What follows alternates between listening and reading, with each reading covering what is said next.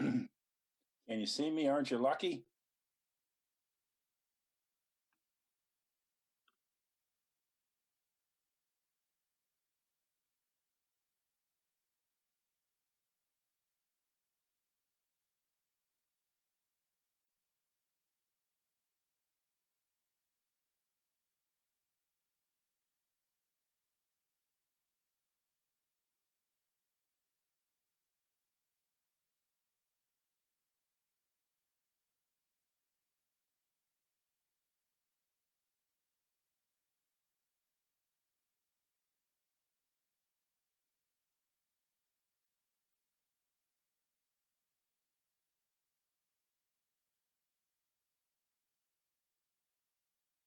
Well, it's good to see you out there in San Francisco.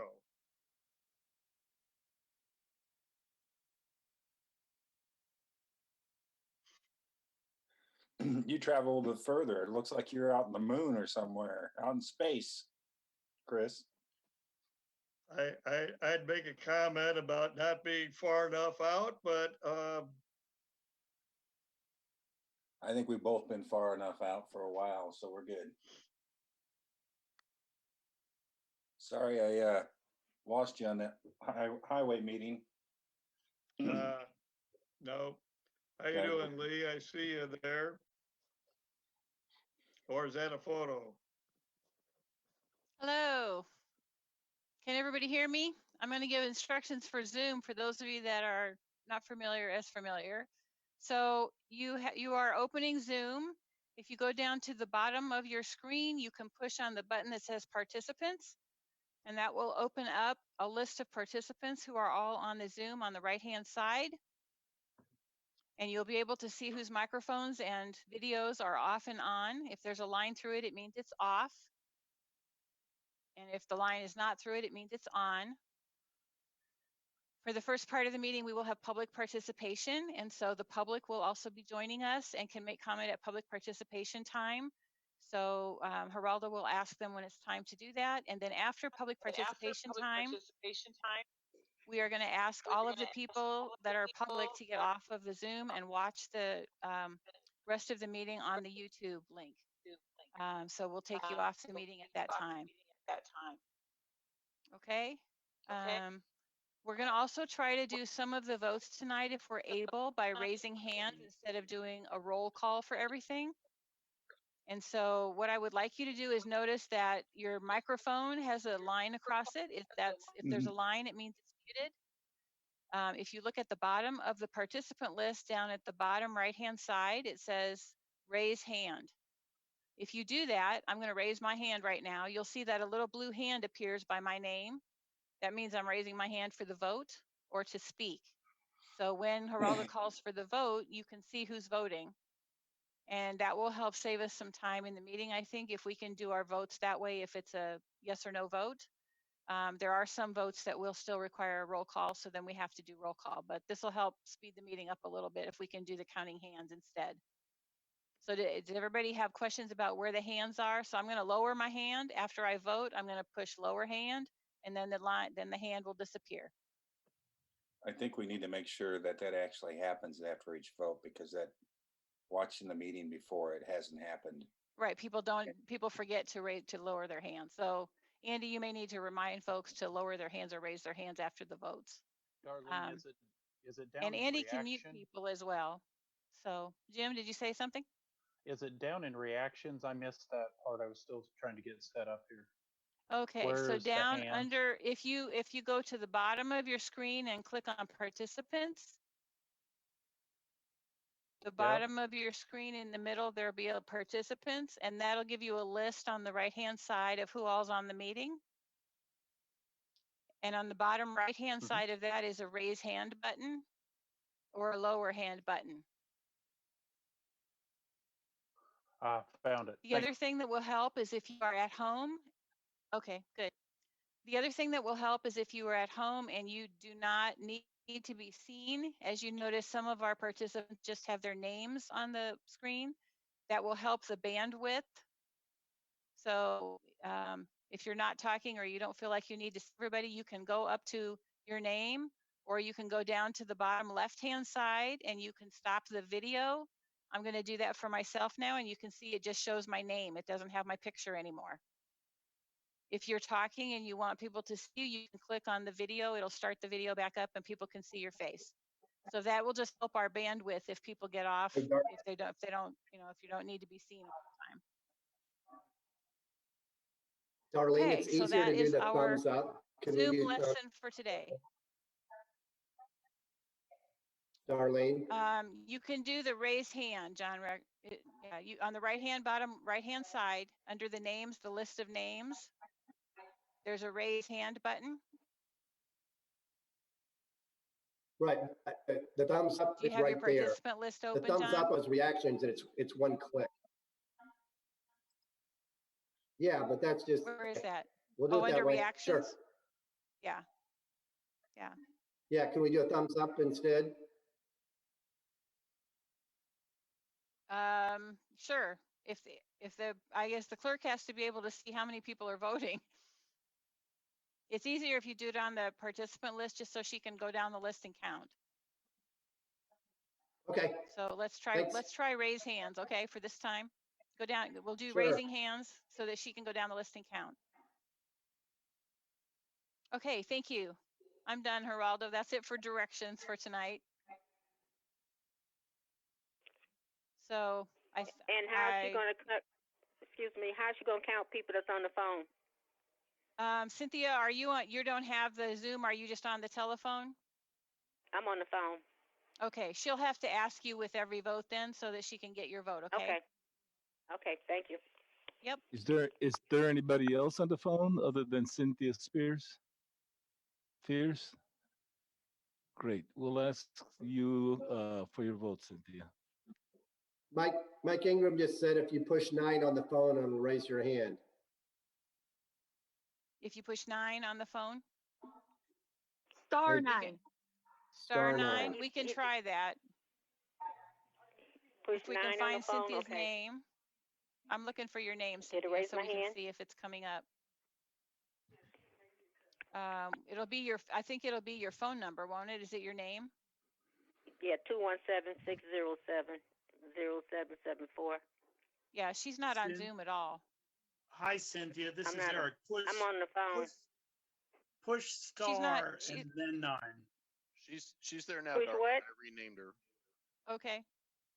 Push star button and then 9. Okay, star 9. Doing a tutorial before the meeting, huh? Get 'em. Okay, that works.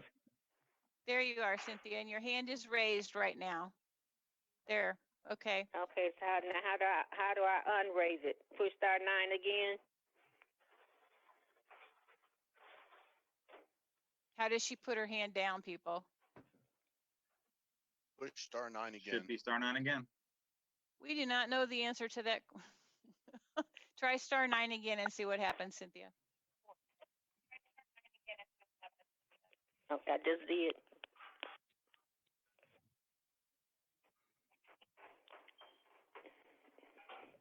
It just keeps telling me the host will be informed that I would like to speak. It doesn't tell me that I took my hand down. Okay. There it is. Your hand is down now. Did you take it off? Oh, okay. I did press star 9 again, yeah. Okay, Okay. good. It's off now. I'm gonna mute Geraldo, your myself. hand is raised. Good, because I wanted to get everybody's attention.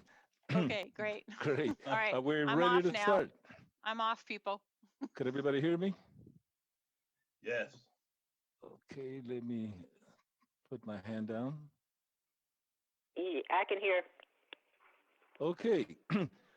Well, let's call this meeting to order. It is, bear with me. It is 6:35. This is the Champaign County Committee of the Whole, which includes finance, policy, personnel, and appointments, justice and social services.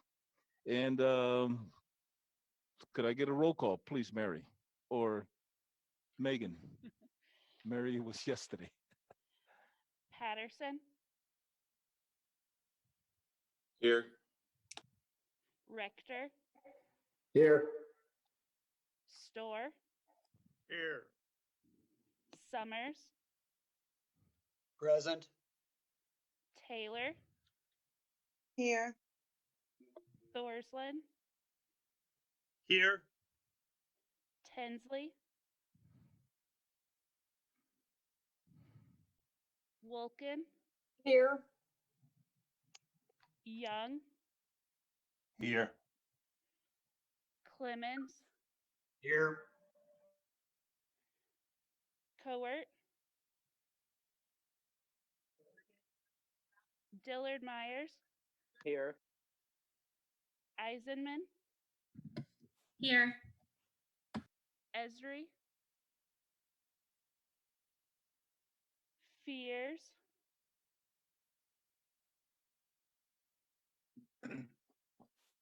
Cynthia's here. Furtado, Here. Goss, Here. Harper,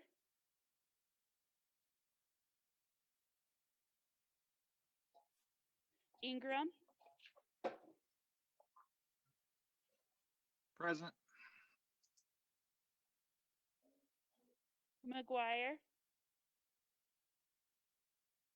Here. Rosales.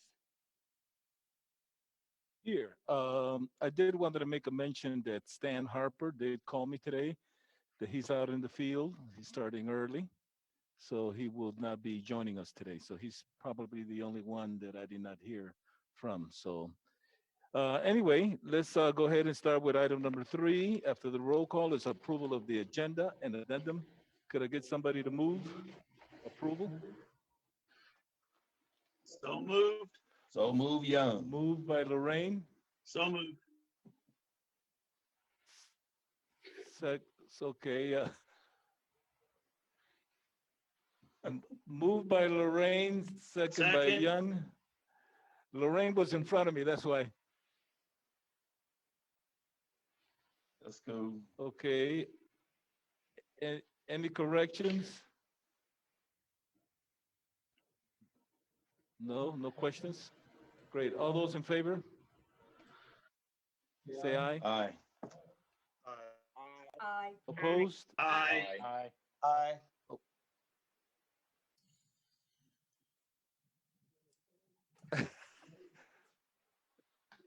Opposed? Anyone? Good. Is that the delay went on to say aye to the nose, but agenda has been approved. We'll try to keep it light. Now, at the approval of the minutes, before I go ahead and ask for a motion to approve the minutes, there was a correction made to the minutes that was also made on our website, and there is a handout for those that are present at the Lyle Shields room. There's a handout with that correction, and there's also has been a correction made. So if anybody had any corrections on the minutes, I would like to solicit a motion to approve the minutes of March 10th, 2020.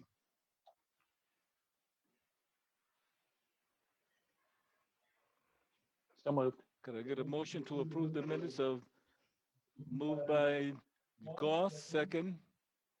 Goss. Second. Jim McGuire. Eric, was that Eric or McGuire?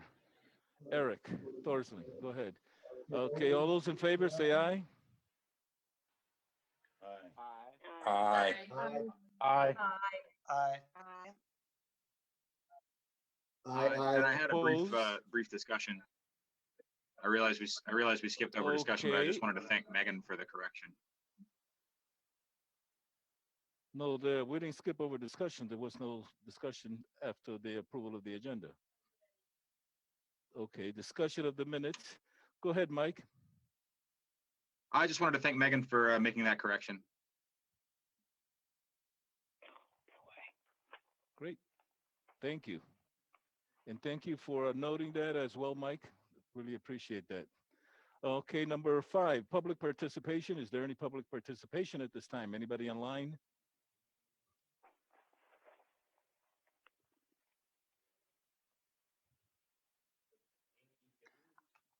Who? Should I speak up? Is this a good time? Amy Dittman. Go ahead, Amy. Amy Gibbons. What is this regarding? What am I supposed to say? Public participation. I was joining on. I got a letter from our governor. I'm a small business in St. Joseph, Illinois, and I was just getting on to listen and to be educated and voice my opinion as a small business. I'm a little new to all of this. Well, thank you and welcome. Thank you for joining us. That was Amy Thank you. Gibbons. Are there any other public participation?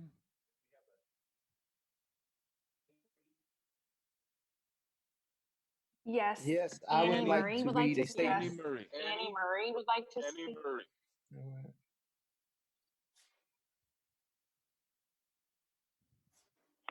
Should I go ahead? Go ahead, Annie. Yes, please. Hi. Thank you for allowing me to speak. I'm here also representing a small business. I appreciate all your time in public service. I'm asking you guys to be here on the behalf of the County of Champaign to open up on a better track than suggested by Governor Pritzker. I've personally talked with our legislators as well as many other business members of our community. However, I now come to you. Sorry, as members of our community, and I ask you guys for mercy on small businesses in our economy. We are a tiny fish in a huge pond, and the economic impact of keeping everyone closed is going to be devastating for Champaign County residents and their small business. I understand this illness is devastating to people. We sent our full-time employees home 8 weeks ago, and we continue to pay them. We're making good steps at flattening the curve, but now we're flattening our economy. So let me tell you just a little about us. Sorry. We're one tiny fish in the pond of Champaign, Illinois, a really, really small fish in Illinois. But we employ 10 full-time people and 40 to 60 part-time people. Over 75% of PT clients are from outside of our county. That's business that we bring into this area. We had 96 weddings and events booked this year. At an average cost of $25,000 a wedding, that's $2.4 million in taxable revenue that will be lost this year. Now, hospitality margins are low, so that means a majority of our money that comes to us goes out the door. It pays food and beverage suppliers, window washers, landscapers, lawn services, staff, laundry services, bank payments, county loan payments, and supplies. But weddings at Pear Tree don't stop with us.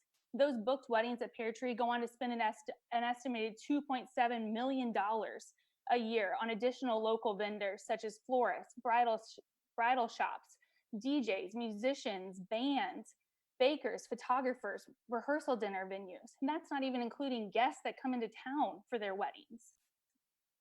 This is all taxable revenue that is going to be lost in 2020. The total impact of one tiny fish losing 9 to 12 months of business is over $5 million of direct taxable revenue being lost. We're one wedding venue in this town. We're one industry and a ton of industries that are being impacted in our community. But I'm telling you what, that's 50 people that are losing their livelihoods right now. That's, if you consider that there's 7 to 10 venues like us, that's a huge impact on this community.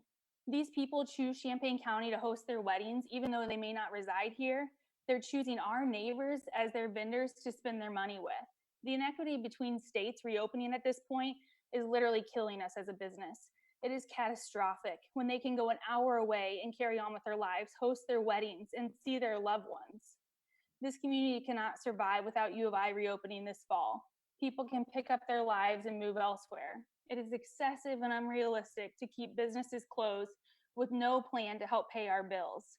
We need a better strategy than to follow Governor Pritzker's suggestions for much longer. Please work to restore our economy now, not in the fall, not next year. There will be nothing left. besides box stores. Triple P loans end soon. But I'm telling you what, cancellations and business calls, those are not ending. So I choose, like all of you, to spend my time at board meetings. And I sit on boards with many of you on this committee, on this board, helping in the community, because I want this to be home for my family. I want this to be a good place for my kids and my kids' kids. I'm asking you guys as people, here's your chance to help the citizens of Champaign County feed their families, pay their mortgages, and spend their money in Champaign County. So thank you. Thank you very much, Annie Murray, for your courage and motivating words. We normally don't respond to any comments that the public does make, but I'm pretty sure that did not fall on deaf ears. So thank you very much for your courage to stepping forward and sharing that information with us. Is there anybody else? Public participation? Yes, Geraldo, this is Aaron. I would like to read a statement. Okay, yes, Aaron. Just trying to check with the tech. All right, okay. Can you all hear me clearly? You got the floor. Yes. Okay. The coronavirus, you ready? Hello? Yes, we're ready. Here. Okay. The coronavirus has changed voting behavior and poses an extraordinary challenge to state and local officials as they seek to ensure the elections in 2020 are fair, safe, and secure. As national policymakers consider how people should vote in light of the pandemic, elections themselves have already changed. Due to the concerns around COVID-19, most of our remote polling locations did not see the normal volume of traffic. However, we did experience a high volume of voters at the Illini Union and in the clerk's office. Of the 34,497 people who voted during this 2020 primary, 3,853 walked through the doors of the Illini Union and 4,836 walked through the doors in the clerk's office. That's why I'm ecstatic to share that there have been no reported cases of COVID-19 by my staff or any of our election judges. While I cannot be sure, I'm also unaware of any voters who have reported contracting the virus due to exposure from voting. The next step in preparing for the 2020 general election is improving the vote by mail process. Voting has changed forever in Champaign County and across the country. We are preparing for the highest vote by mail request in the history of Champaign County. In preparation for this, I am in constant contact with vote by mail experts from one of the premier organizations in the country. In the modern era, mail-in ballots, whether absentee ballots or ballots in all mail voting states, have shown near zero evidence of vulnerability to fraud. And that's in absolute terms or in relative to traditional ballots. And the very documented cases of attempted fraud have quickly been detected. Across the country, millions of voters are requesting vote by mail ballots, far more than would have been the case otherwise. Many fewer are updating their registrations at government offices. They are choosing not to register at the DMV and other locations that have automatic voter registration. Instead, they register online or find other ways to sign up. Governments face the unforeseen cost of investing in personal protective equipment and sanitation supplies to reduce the risk of illness and even death to their workers and voters. That section of the article helped me realize the impact of our quick and decisive decision to purchase hand sanitizer, tissue, disinfectant spray, and wipes for our polling locations. That effort may well have saved lives of some of our fellow citizens. Before everyone saw the potential concerns, we were ahead of the curve. We were able to purchase over $1,200 worth of supplies that we use to keep our staff and voters safe during early voting, as well as on election day. We did not know it then, but we have since learned that the money we spent on supplies will be reimbursed by the state and federal government. If no rules change, the 2020 election will be costly. Congress has already approved some help. On March 27th, the president signed into law a $2 trillion economic relief package that included $400 million in grants to help states run their elections during the coronavirus disease. This was an important first step, but unfortunately, we now know that it's not enough. I will be on the upcoming Zoom meeting of the State Board of Elections and monitoring how much of the $400 million will be given to Illinois and how much we will get in Champaign County. As we process what promises to be a tremendous influx of online requests for vote by mails, we are looking into commercial grade, high speed vote by mail sorters and scanners to help us handle a potential 50 to 60% increase in vote by mail requests. In Wisconsin, the coronavirus almost certainly contributed to the record number of people who voted absentee.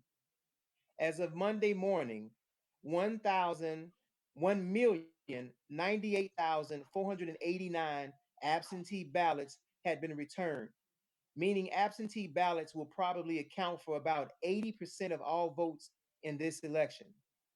That's an unheard of proportion in Wisconsin, where voting by mail is not very widespread. For example, only 10% of Wisconsinites voted absentee in 2016, in the 2016 presidential primary, and only 27% in the 2016 general election. So they went from 16 or 10% to 80%. So we are looking for ways to flatten this curve, and promotion of vote by mail is central to that. We're also looking at making early voting more accessible to reduce crowds and congestion on election day. The general election is going to look very different from any other election, and it will require the support of the county board to be successful. I share this with you because Champaign County is well represented in the election space. We are well versed in the vote by mail process. We increased our early voting sites, implemented all new software and hardware during the presidential primary, and we were clearly in front of the pack in responding to COVID-19. The State Board of Elections certified our election, and again, we had a successful election in Champaign County amidst a global pandemic, whereas some places across the country still have not even had their primary election. Thank you for your time and support as we continue to provide accessible, fair, safe, and secure elections to the people of Champaign County. Thank you very much for sharing that information, Aaron. Are there any other participants in public participation? Andy? Okay, seeing none, we'll move on to the presentation by the Youth Assessment Center. Are we ready to go see that presentation, Mr. Rhodes? Hey, Lisa, there you go. Thank you. Thank you very much. And we have Good Lisa Benson presenting. Good evening, everyone. I apologize for stealing your screen briefly. I was trying to make sure that it was going to work. I, like Darlene, am going to go ahead and mute my video. I'm the Community Services Director at the Regional Planning Commission. I am going to be talking over these slides, and at the end, if you have questions, I'm absolutely able to answer those as best as I can. So we'll get started. Hopefully everyone can see the screen. So I'm presenting tonight regarding the Youth Assessment Center. Very briefly, some history. Youth Assessment Center developed many years ago and originated as a victim offender reconciliation program. A grassroots community group actually started it, and then seeking organizational efficiencies and better connection with other county offices, the state's attorney and sheriff, VORP actually partnered with Regional Planning Commission and developed a relationship with the Champaign Police through a research project on early intervention, case management, and its effects on rearrest. They showed positive recidivism outcomes. The quarter cent safety funds and the state's attorney court diversion services expanded to all county law enforcement jurisdictions. And in 2013, the Youth Assessment Center was developed. Through that, we were able to provide greater engagement for day and evening police drop-offs and expand services to include early screening and connections with youth not placed on station by not, placing them on station adjustment. So that's just some history. I think some people, it goes back many years and it expanded. It grew essentially. And when in 2013, when the Youth Assessment Center was developed as a one-stop shop, we were able to impact many, many more youth. So the overview and purpose of the Youth Assessment Center, it is a primary point of entry and a coordinated system of care for all youth at risk of involvement in the juvenile justice system, but also youth exhibiting behavioral issues, not just those that have police contact. So we've been doing a lot of work to expand that, and you'll hear about that tonight. It does provide countywide coverage, and we focus on connecting youth with resources to be resilient, resourceful, responsible, and restored to community involvement. One of the key factors is a balanced and restorative justice practice. If you've ever heard of BARGE, that's what that is, balanced and restorative justice. It's principles to support accountability, maintaining community safety, and increasing competency. Our court diversion services provide station adjustments, the peer court, victim offender reconciliation, mediation, and reflection groups are some of the modalities that we use to inject BARGE principles. So some of the services that are offered at the Youth Assessment Center, we provide evidence-based screenings using the YASI, which is the Youth Assessment Screening Instrument. It is an evidence-based screening tool. We provide referral and linkages to resources based on that YASI screening. So each youth has their own individualized screening and then is linked to services based on their individual needs. Some of the services that we regularly refer and link to: Families Stronger Together, which is you're going to hear a little bit about later, counseling services, mentoring, sometimes anger management, youth employment training programs, substance use services. We in general provide supportive case management, everything we do using a motivational interviewing approach. And I again reference balanced and restorative practices. One of the new services that we actually began to provide this year is moral recognition therapy, and I will review that a little bit more in the upcoming slide. So what is MRT? So I just referenced moral recognition therapy. It is yet another evidence-based practice that we've incorporated into the Youth Assessment Center. We like to refer to it as MRT because moral recognition therapy sounds kind of big and bad. But what it comes from is moral, the idea of moral reasoning behind Kohlberg's levels of cognitive reasoning. Recognition, which once upon a time someone said, is that really a word? And we actually looked it up, and it wasn't a word, but it was one of those urban dictionary type words. So I think it was developed. So recognition is based on the psychological term connotation and conation, which refer to a process of making conscious decisions.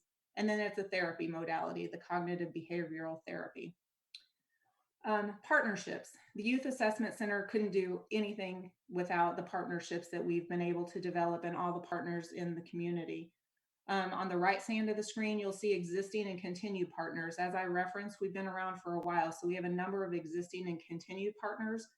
New over the last year or two, we've developed and enhanced partners through the University of Illinois, the Child Adversity and Resiliency Services Clinic.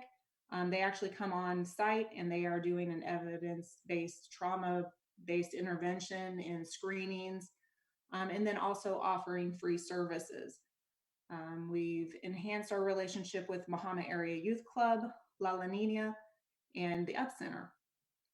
In 2019, we actually formalized agreements with the Urbana School District and then Mahomet Seymour School District. We have existing formalized agreements already with Champaign schools. So we continue to formalize the partnerships with the schools in the community. So moving into some data, I use 2019 data because we have a full year's worth of data. We regularly receive about 400 referrals each year. In 2019, we received 393 referrals, 332 unduplicated individual youth referrals. So what that means is there were 332 individual youth that were referred, but some of them may have received more than one referral. So therefore, a total of 393 referrals.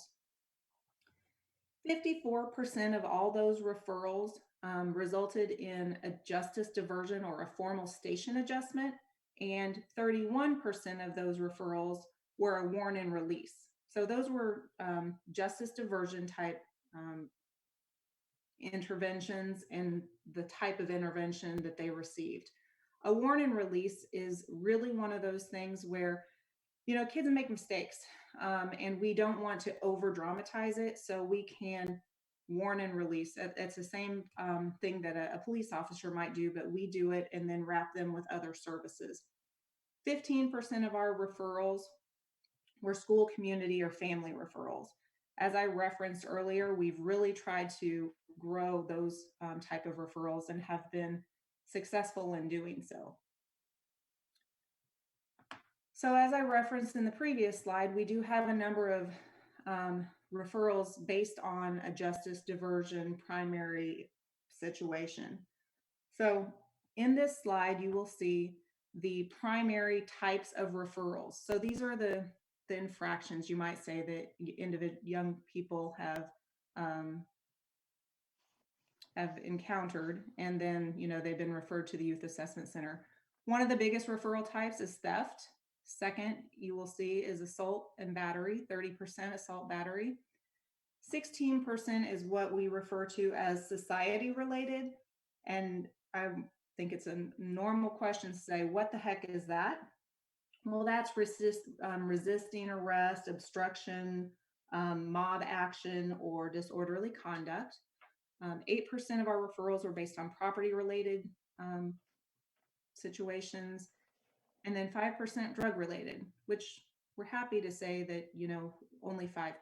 A lot of people think it might be higher, but fortunately it's 5%. And then 4% are status offenses. So what are the program goals? Primary goals for the Youth Assessment Center. Number one, divert youth from court adjudication. We particularly want to do that within the first year of service. You'll see in upcoming data that I share that we actually track that years out from their service from the Youth Assessment Center. I reference that we provide the YASI, or the Youth Assessment Screening Instrument. So those provide risk scores, and we look to decrease risk scores from the time they came in services and then to their end of services. And then we definitely want to successfully link them to recommended services. So here are some outcomes over the years. I went back to 2017. So I talked about we track their adjudication, or hopefully lack of adjudication, after their intervention at the Youth Assessment Center.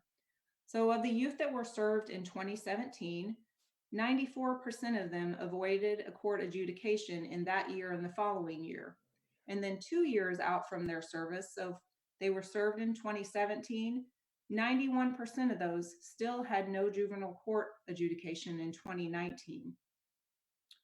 Of our youth served in 2018, 92% had no court adjudication in 2018 and 2019. And then 91% if you look one full year out from their service in 2018. Youth served in 2019 so far, 96 have not had an adjudication in 2019. 100% of our youth with a moderate or high risk assessment score have been provided service referrals, and 76 have been referred for services and were engaged. So again, right now in 2019, we don't have full data on adjudication because we look, a full year out. So that's some data on the avoiding the court adjudication, which is a primary focus for the Youth Assessment Center. Some highlights and special events in 2019. I referenced that we've increased the number of our formal school partnerships. We've increased our school and community family referrals. About a year ago, our referrals from the community or the school or families was a little under 10%, and now we have got it up to 15%. So we want to continue to do that. We also were able to partner with the Arena Park Districts and offer free Park District enrollment to families that were served at the Youth Assessment Center, and we've implemented moral recognition therapy. As I was putting together this presentation, I looked back at about a year and a half ago, and what we had set as next steps. And I want to share it because I think I was happy to see the things that we had set out to do, we've actually delivered on. In 2018-19, we talked about the things that we wanted to do were increase family and school community referrals. We wanted to reduce recidivism.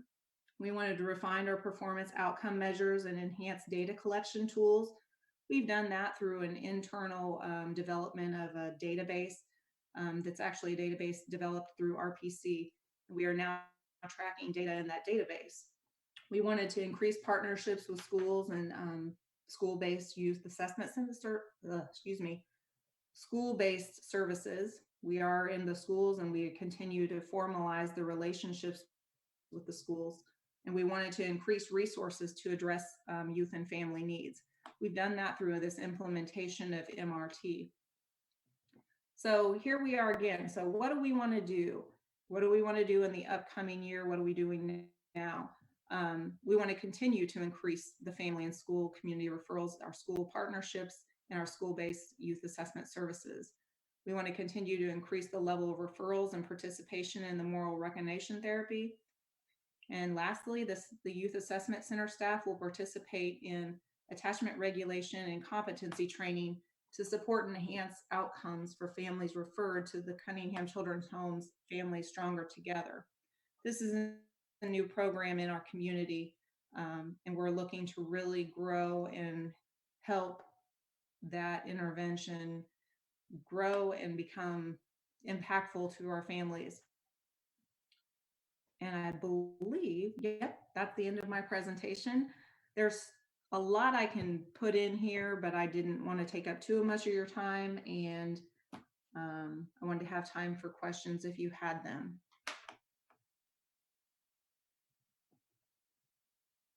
Very thorough presentation, Lisa. Thank you very much. Are there any questions from the board or from guests?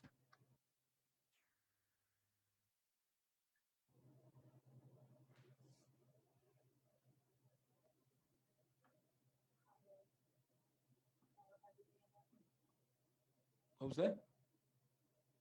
Hi, this is Chris Storr. Oh, okay. Who's the first one, Kyle? Or was that Gus? Oh, I think it was me. Lisa. Okay, Kyle Patterson has his hand up.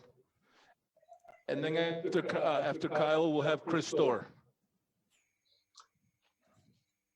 Lisa, thanks for presenting to us tonight. Could you explain how the Youth Assessment Center is operating differently due to the COVID outbreak? Sure. So the Youth Assessment Center, like all of Regional Planning Commission services, we are definitely working through technology and reaching out through telephone conversations. If we can do video, chat, and Zoom. So the existing clientele, that's how they're engaging. They reach out at least weekly. So the way that the frequency and the types of services that we provide haven't changed, but how we do that is through technology. Naturally, people can't walk into the Youth Assessment Center. We do have the ability for families and then the police to make referrals through an email. And we continue to receive referrals, and we reach out to families to engage them and try to link them. One thing that is different, I've mentioned this a few times, the work that we do in human services is so often about skill building and helping people to change behavior and empower. So some of the shift in some of our client services has been more basic needs and kind of doing for. So we definitely are reaching out more regularly and making sure that, that they have masks, that they know how to use them, as best we can, just trying to help them deal with the pandemic. And food, just some of the basic needs. What sort of impact have you seen on referrals? Do you have enough data to tell what the difference is? I imagine that you're clearly not getting school referrals as much, but is there any increase in police contact? Or I know that a lot of like particular child abuse, the reporting numbers are down due to just the absence of school employees referring kids for different things. So what sort of impact has that been? I don't have I'm not going to pretend to have a hard concrete change in the number of referrals, but we can definitely get that for you. But I can say I'm pleasantly surprised. I was pleasantly surprised to hear that we are still regularly getting referrals. We did see a lull, I think we all saw that just even in the news. Crime was down, initially it was just silent. But I think people started to get anxious and people got stir crazy and lots of, so we are seeing an uptick in some of the situations, and we are getting the referrals from the local police departments. And just to clarify, when you talked about justice referrals that were formal adjustments, is that something that's just court ordered, or is that different than just like where an officer might pick a kid up and bring them there instead of jail? But this would be like a sentence, is that correct? So what we refer to are formal station adjustments, and it's actually a thing that police officers do, but we've been able to, through our partnership, we actually recommend what their station adjustment is. So we've really taken that out of hands of the police with their blessing. They actually sign off on it. We put it together and say, this is what we recommend, and then also wrap social services into that. And then the police officers officially approve the formal station adjustments. We monitor those, and then if they successfully complete, then it doesn't go forward in a court adjudication. So we've, a lot of the work that police officers sometimes do is around social services. We actually have taken that out of their hands and allowed them to do more in the community, focusing on higher crime. And then we also can put a social service injection into it also. And just real quick, sorry if I missed, what are the new schools that you started partnerships with? So we work with all schools, but we have created what we call operations agreements. In 2019, we operationalized our agreement with Urbana School District, and then also Mahomet Seymour. We already had one with the Champaign schools. All right. Thanks a lot. I know that you have a lot of different programs that you're responsible for, and I know just how hard it is to figure out how to operate and also to respond to just this, just such a devastating thing that's going on right now. So thanks for your leadership. Thanks, Kyle. Thanks for your questions, Kyle. Chris, I don't see your hand up. Do you have a question, Chris Storr? I used to have a question, and Kyle did such a good job of You're welcome. Lisa, you're doing, the work there you guys are doing is terrific. Do you have any sense of kind of what other groups that the Youth Assessment Center diverts people toward the sorts of programs that may be outside the RPC? Oh yes, we do lots of linkage and referral. So part of what we do is, youth. We want to balance things. So we do that assessment, and sometimes youth, young adults, they come out with low risk scores. So we don't over treat them. If they need counseling or they would benefit from counseling, we connect them with counseling. Sometimes they need pro-social recreation. So I referenced some of the Park District referrals we do. We work to link kids through the Boys and Girls Club, a variety of different opportunities. So there's a lot of youth serving groups that we link the individuals, families, and the kids to. I will quickly reference some of the partnerships here on this slide, or I guess I don't have my slides up anymore. Sorry about that. You've answered the question. Thank you. Sure. Are there any further questions from the board? I don't see any. Well, Lisa, would this presentation be available to board members if they would like to see a copy of that? Absolutely. I will send it to Darlene and then she can get it in the right hands.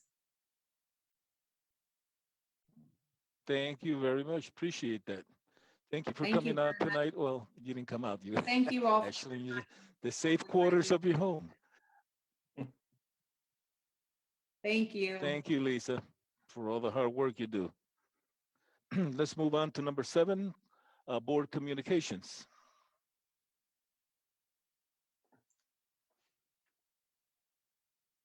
Are there any board communications at this time? Oh, yes, Christor. I would like to. And then John Rector.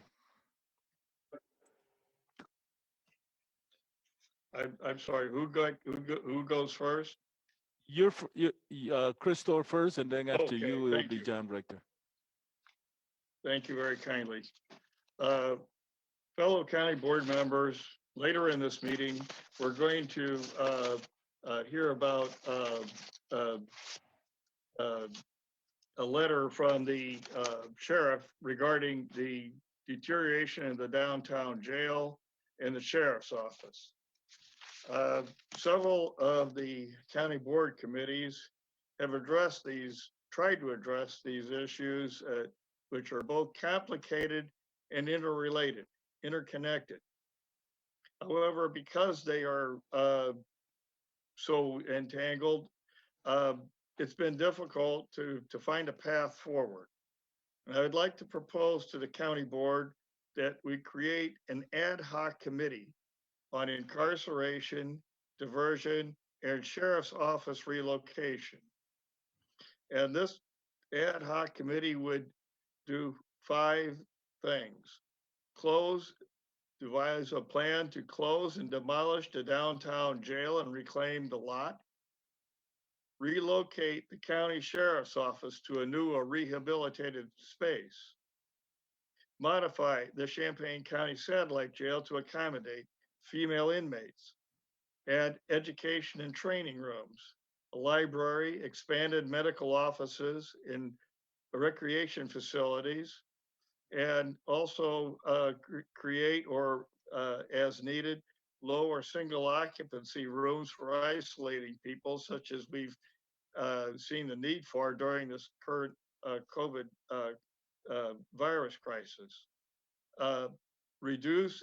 Another item would be to reduce incarceration by diversion of offenders to programs, education, alternatives to imprisonment, and employ restorative justice practices such as Lisa talked about that had been done with the Youth Assessment Center. And lastly, create a proposal to finance the construction, maintenance, and operation of the facilities and programs. I further recommend that the ad hoc committee should invite oral and written opinions and testimony from all interested parties, including the sheriff, state's attorney, judicial offices, mental health, probation, county offices and officials, municipal law officials, mental health organizations, civic organizations such as First Followers, county executive, regional planning commission, and interested public through an iterative dialogue. And the term iterative may not be terribly familiar to some of folks outside computer programming, but it means going back and forth, not just one shot. The committee should seek the technical advice, counsel, and cooperation of the Rees-Steck Reed architects. I recommend that the ad hoc committee should report on progress monthly with a final recommendation submitted within 6 months. I like to bring this to the county board members for consideration and perhaps adding this as an item for the county board meeting next week. Chairman Rosales, that ends my or concludes my communication. Thank you, Chris. Yes, John. John Thank you, Chair. Reckless. Thank you, Chair Rosales. Two items. I'll try to be brief. First of all, I'd like to recognize Brian Bloom. He's a constituent. He reached out to me. He sent a letter. And then we talked on the phone. He's asked the county board to consider a delay on the property tax due dates.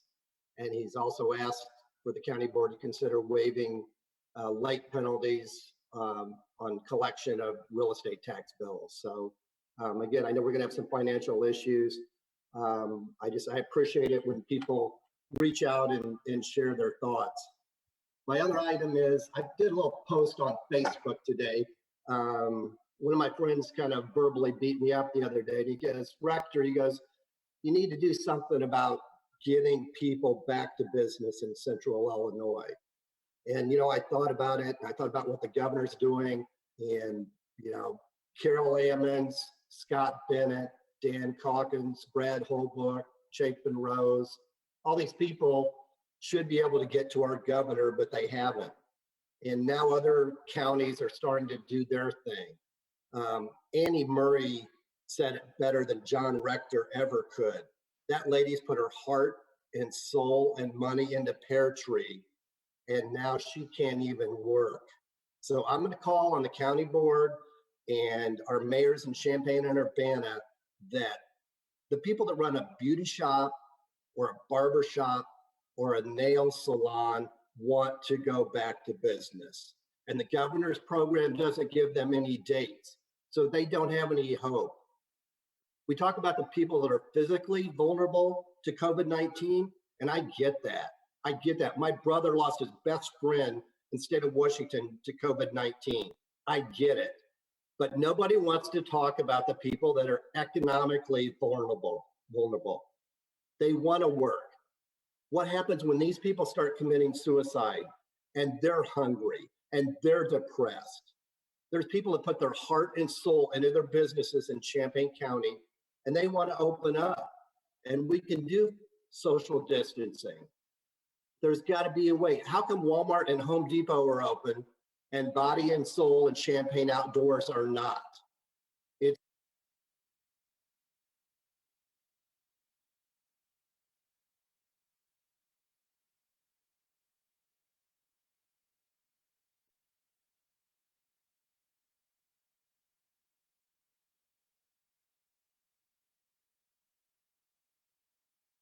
We can't hear you. John. Okay, you were cut off a little bit there, John, towards the last, towards the end of your statement. You were talking about the comparison between Walmart. Yes, now I could hear you, but you were cut off and we couldn't hear. And you were making a comparison between Walmart and hello? Hello? Hello? Hello? I don't know what I cut out. You cut out when I'm you were sorry? making the comparison between Walmart and small business. You cut off when you were making a comparison with Walmart and Home Depot and the Menards that were open, but other small businesses were not able to open, that it was a big discrepancy between bigger businesses and smaller businesses. And then you got cut off. Thank you. Thank you so much, Chair Rosales.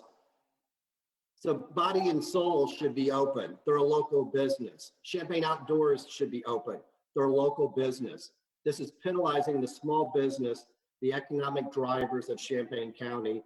I challenge the Champaign County Board to do something. The beauty shops, the barber shops, the nail salons, they want to open up. They want to go to work. They need a date. The phase-in plan is no date and no hope for them. Thank you. Thank you very much, John. Mike Ingram?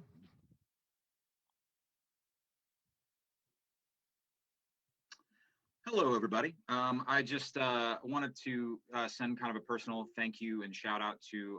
There's a pretty large collective of people in the community and in the county that are spending a lot of their time right now making masks, cloth masks with elastic, cloth masks with ties, all sorts of different kinds. WCAA just did a piece on them and their efforts. I think it's very important, and it's a pretty thankless job, and it's a skill that is not always looked upon with much reverence, but suddenly a lot of people are being pressed into service, and they are doing a very good job. Lots of masks gone to Unit 4 schools, 116, Muhammad schools, Rantoul, and lots of shelters and churches and things like that. And I just kind of wanted to send a personal shout out to anybody who is donating their time in that way. It's a very kind thing to be doing.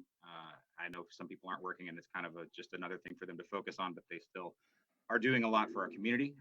And then the second thing real quick, we talk a lot, or at least I think people that watch maybe from at home or in the audience here, some of us say the words home rule every once in a while, and not a lot of people know exactly what that is. I just wanted to let everybody know that there is a virtual town hall coming up, as we'll still be doing things virtually, but on Tuesday, the 26th of May at 5 o'clock.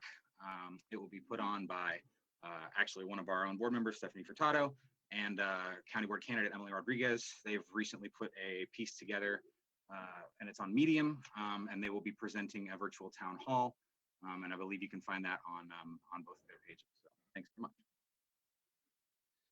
Thank you very much for that information, Mike. Eric Thorslin, you're next. Thank you, Geraldo. First of all, thank you, Mike, for mentioning the town hall because that was on my list. Another function I have, I'm on the Lincoln Legacy Committee, and I just wanted to let people know that despite the fact they're not meeting, they are working on crafting their final set of bylaws virtually.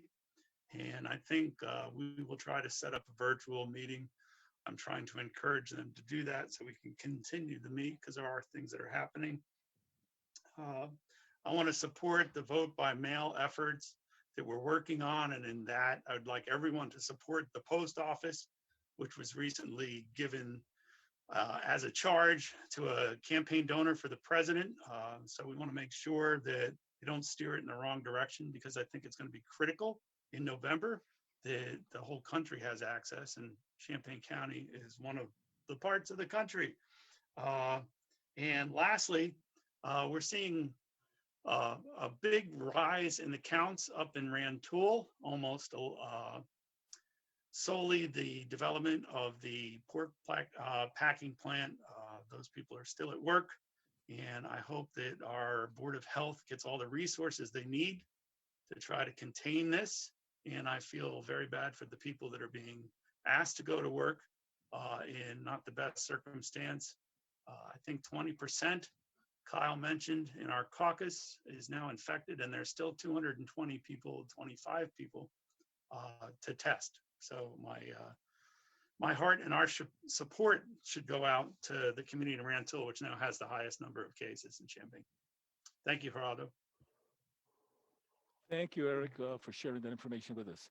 Stephanie Furtado. Yeah, just really quickly. Yeah, thanks. Really quickly, I just wanted to commend somebody in our community.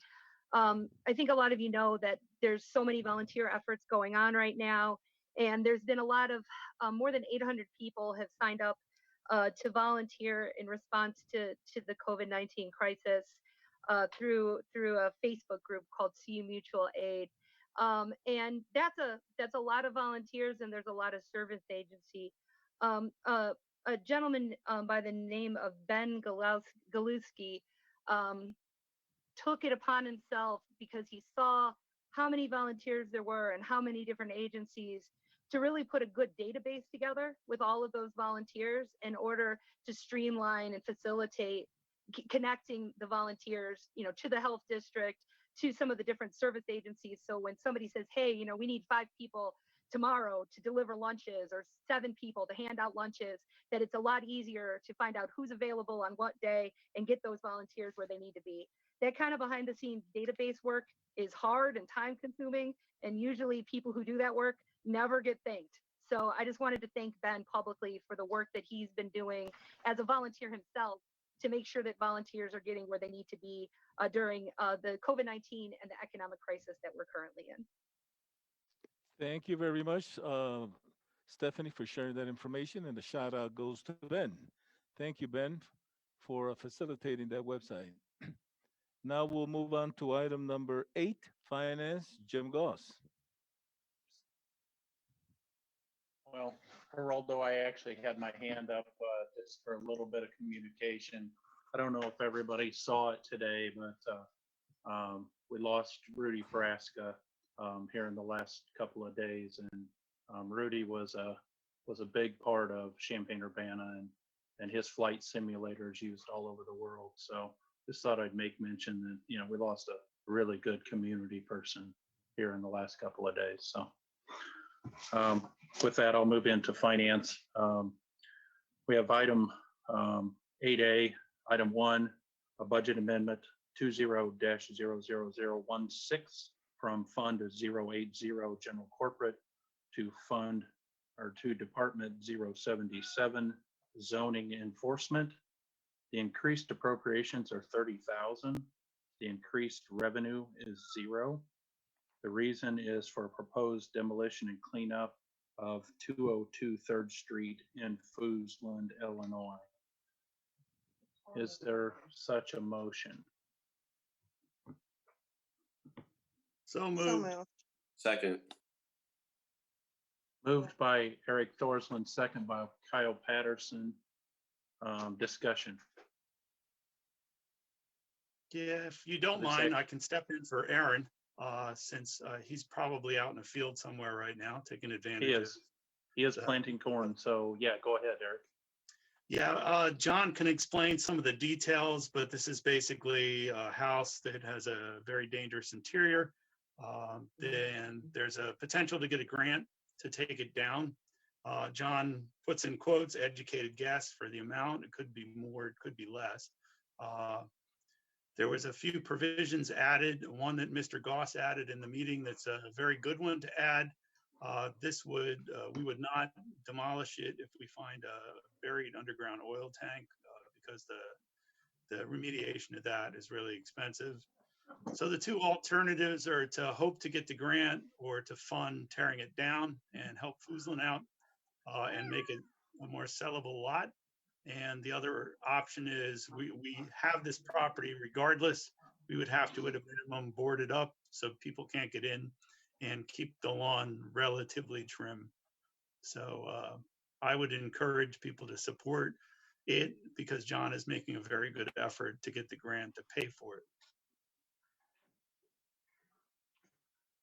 Is there any other discussion?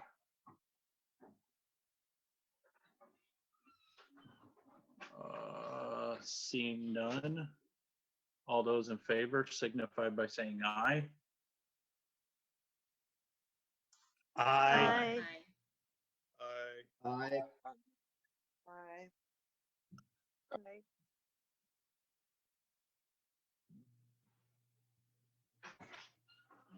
Are there any opposed? Please say nay.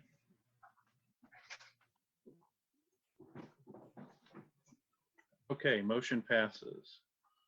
Item A2, budget amendment 20-00019 from Fund 080 General Corporate to Department 026 County Treasurer. Increased appropriations of $34,300, increased revenue of 0. The reason is to request for part-time temporary staff to assist with the bank reconciliations for 3 months. Also for expenditures that are historically pay from Fund 619, which is unable to support this cost due to overutilization in FY 2019. Is there such a motion? So moved. Second, Moved by Jim McGuire. Ms. Furtado, second by McGuire. Discussion. We do have, I do believe that at least the Oh, yes, both the treasurer and the chief deputy are on the call right now if you have any questions specifically. Thank you both for joining. Any discussion? I see no hands raised. Okay, all those in favor signify by saying aye. Aye. Aye. Aye. Aye. Aye. Any opposed, please say nay. Okay, motion passes. Item B, the treasurer, the monthly reports for March 2020 are now on the website. Thank you, Marisol and Alejandra, for getting those on the website for us to review. Didn't know if you had any comment at this time. This would be when you'd comment.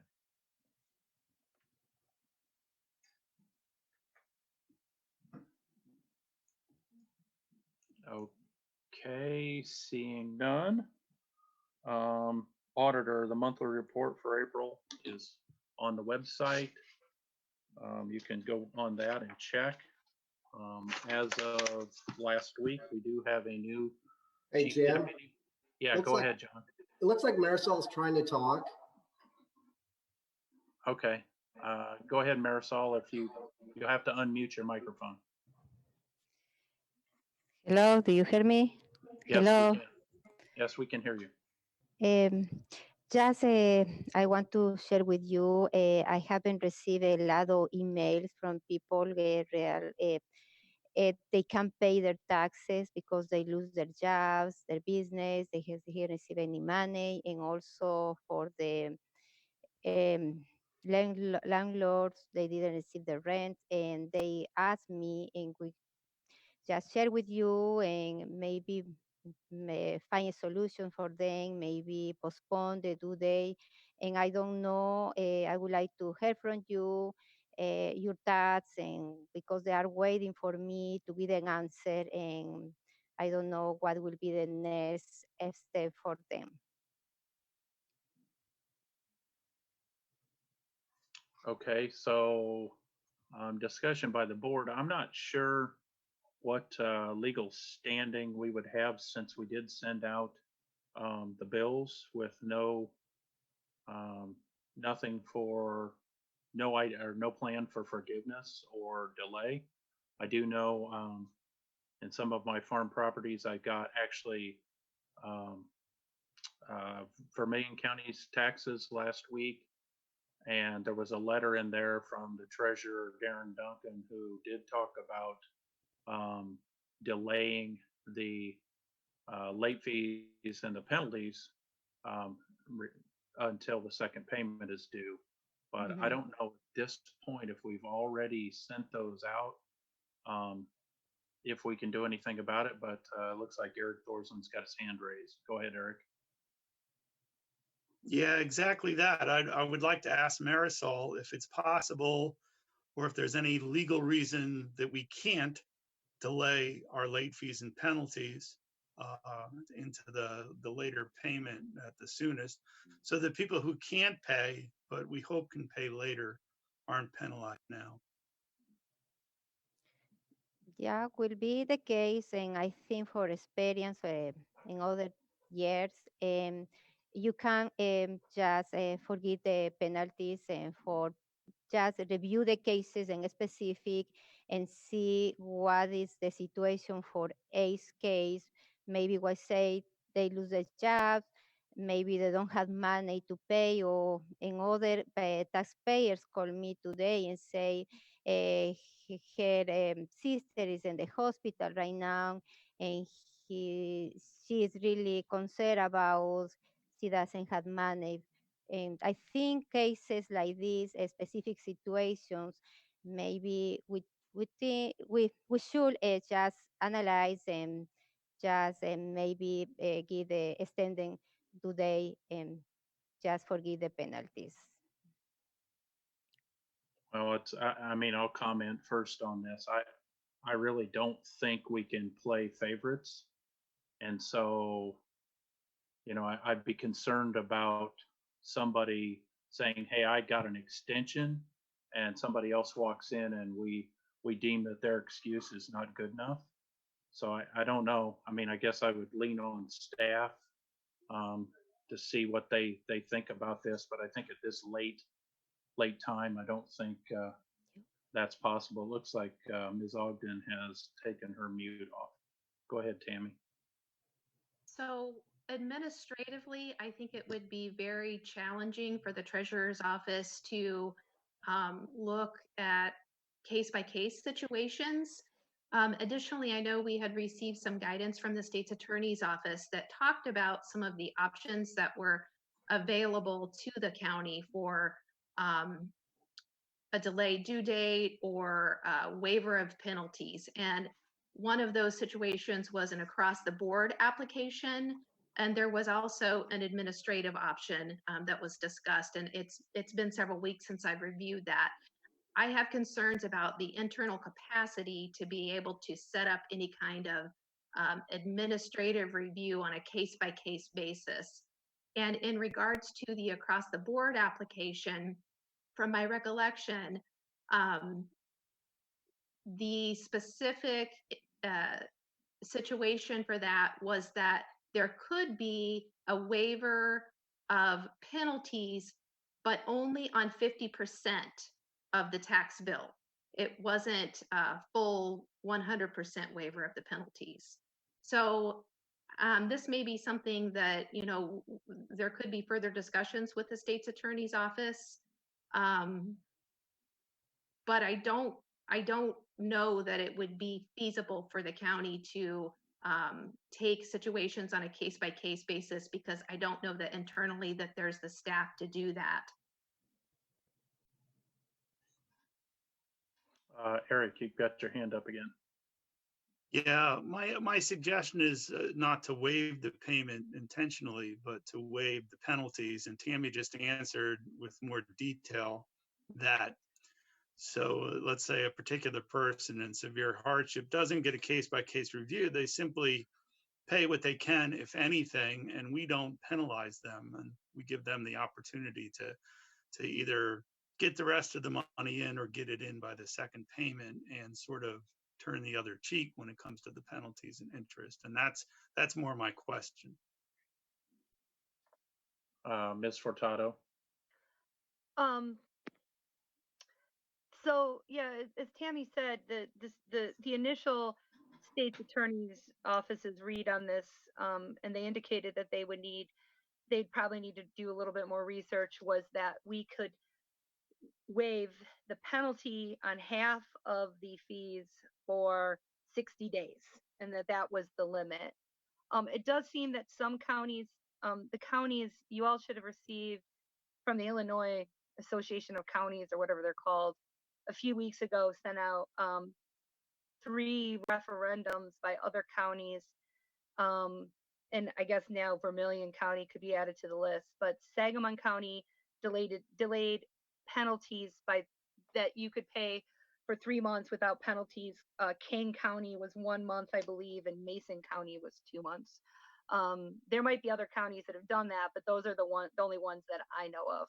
But the initial thought by the state's attorney was that we could only delay penalties for half the amount and only for 60 days. That was their initial reading of the statute.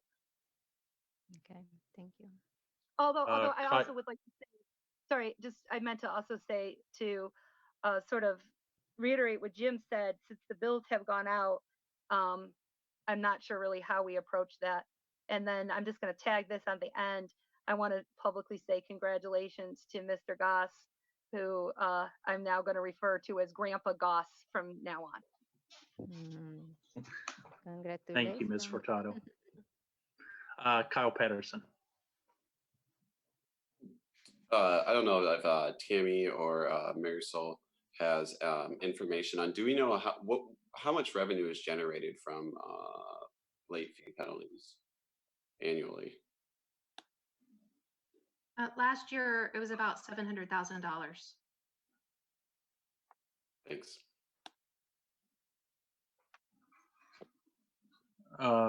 Anybody else?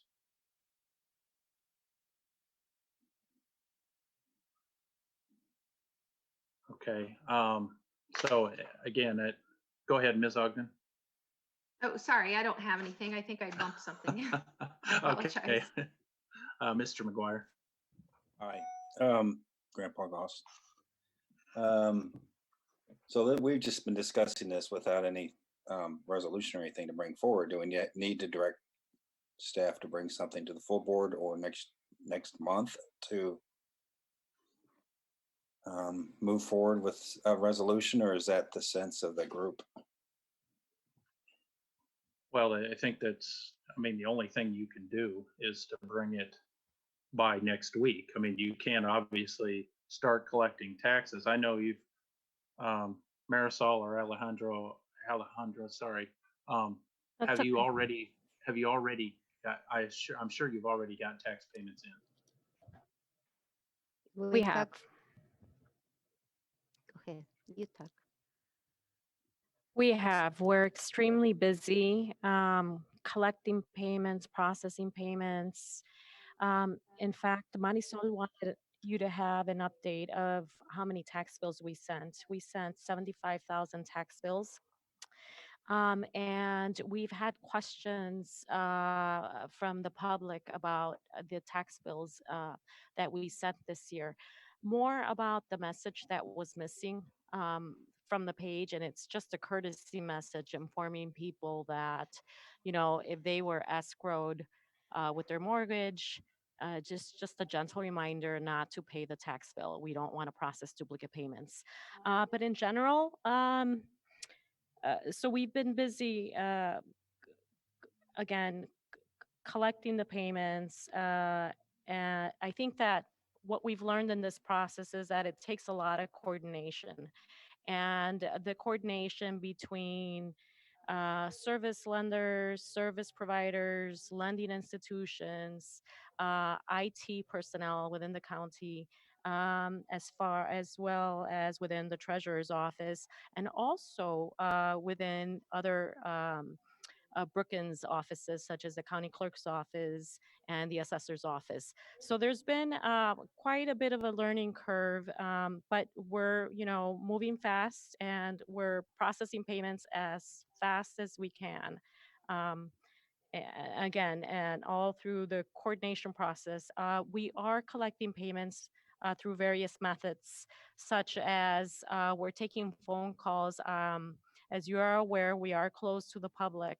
So we are taking phone calls. We do have an online option, but a lot of members of the public are either not aware of the online payment options, or you know, they're not comfortable paying online. So they call us and we will process their payments, but we are using the online payment option. So, um, so yes, we've been collecting payments from taxpayers as well as from the banks. Are we charging, do we charge a fee for those credit card payments online? Yes, unfortunately, there is a convenience fee, and the convenience fee is a 2.25% plus $1.50. When I take phone calls, or when we take phone calls, we make sure that we let taxpayers know about this convenience fee. And our recommendation is to use the e-check payments, which is a flat $2 fee, regardless of the amount paid.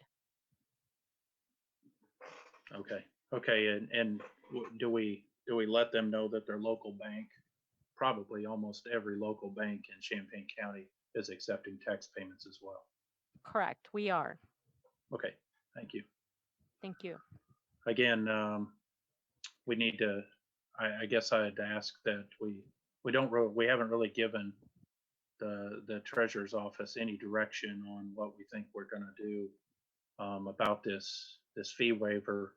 I personally, you know, I'm not in favor of it at this point because we haven't explained it well, and I don't like the arbitrary nature of saying, well, sorry that you lost your job. You know, it's, you know, we can help you, but we can't help the next person. I think it opens us up to some liability, to be fair about it, because whether you know, let's face it, whether somebody feels wronged, all they have to do is feel wronged. You know, maybe they didn't have a good example. And I'd rather not put our treasurer's office at that, with that kind of liability personally. Stephanie, you've got your hand up. I just, one other thing, I forgot McHenry County, put McHenry County on the list. I don't know the details of theirs, but they did something. The reason though I wanted to come back on is because I think this is an important point. In every case that I've seen, it does not apply, any sort of late payment delays does not apply to anybody who pays their taxes through escrow. So it is only for people that direct pay. Anybody who pays through a third party through escrow, which is going to be a lot of the delay of penalties does not apply to them. And that seems like that's pretty much across the board in every county that I've researched on how they've handled this. I agree. I think that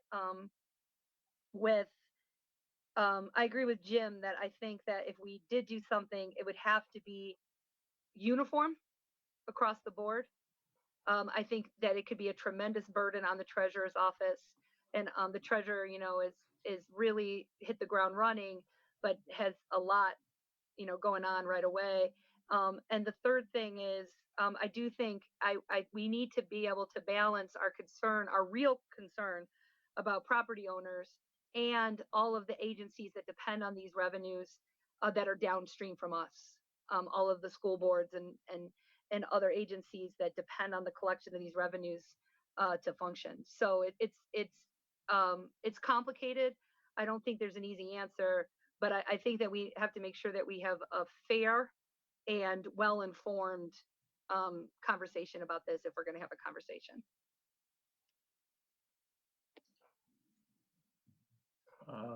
Anybody else?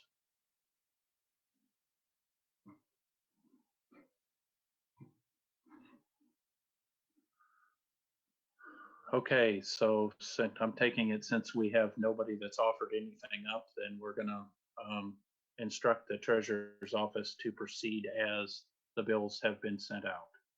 So let's just proceed in the manner that they've been sent out, and we'll go from there. Okay, yeah, go ahead, John. In the chat, it says George Danos is trying to get in the meeting. Okay. Yeah, I can't do that. I'm not in charge of that, so. Where's Andy? He's asking if we want him to call in.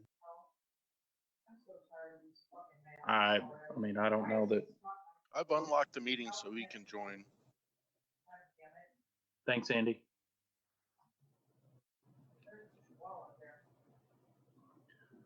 We're at that point in the agenda where his is there. I was just going to make notice of a couple of different things.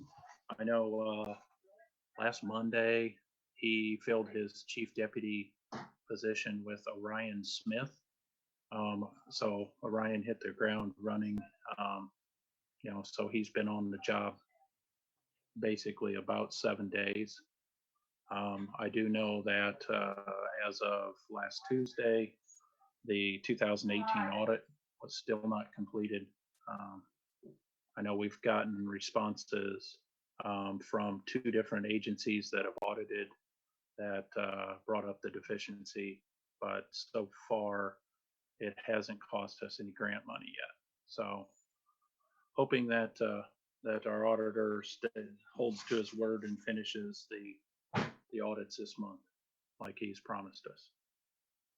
Anybody, any questions there? He's on now. Anybody have any questions for George?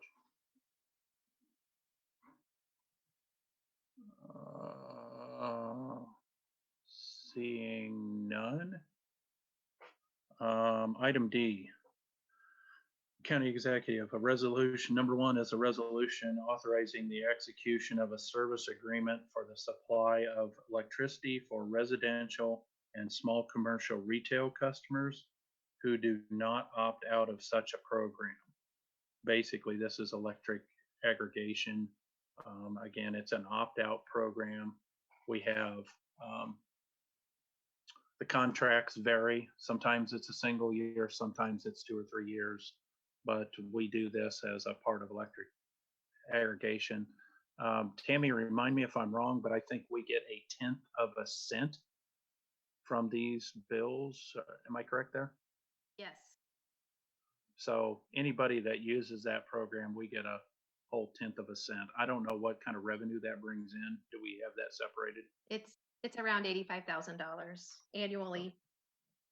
Okay, so we're getting uber wealthy on that one, but this is a program that we just we need to approve this agreement. So Moved.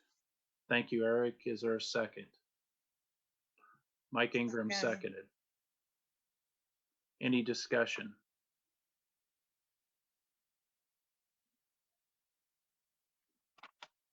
Okay, seeing none. All those in favor signify by saying aye. Aye. Aye. Aye.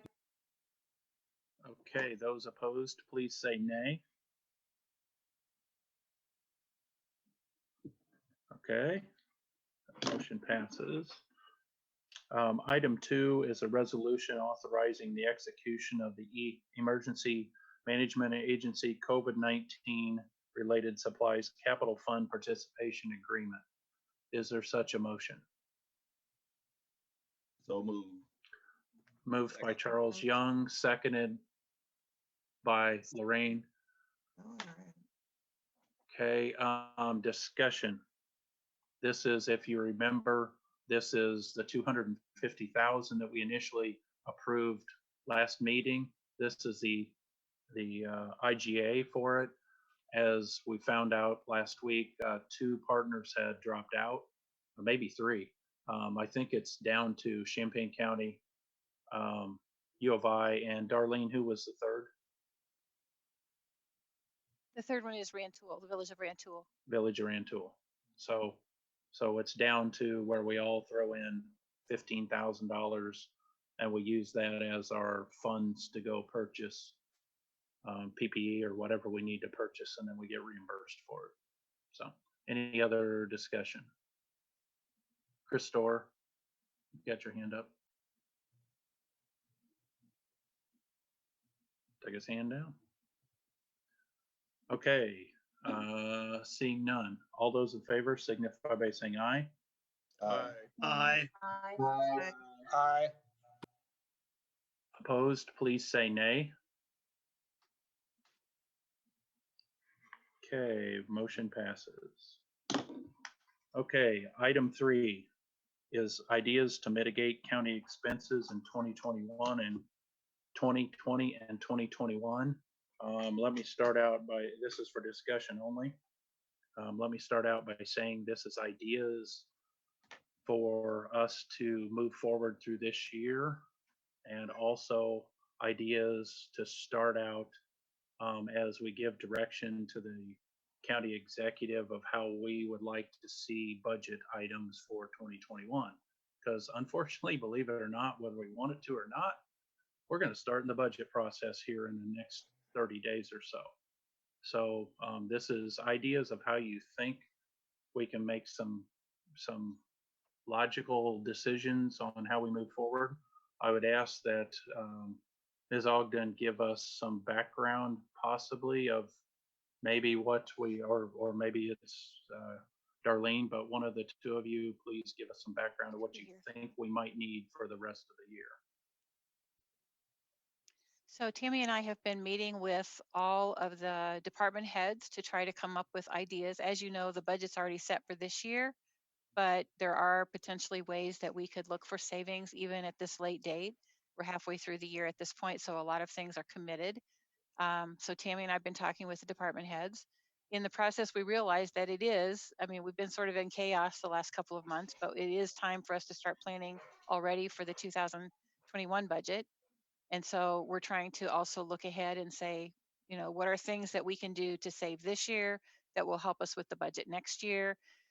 You know, from the financial forecast that Tammy did at the last meeting, that we're looking at some fairly significant revenue losses we're anticipating but we do not have a final idea that changes almost on a daily basis sometimes of what information we're trying to keep track of to know how bad the revenue losses might be, or we might be able to get some relief funds or different things that would increase our revenue a little bit.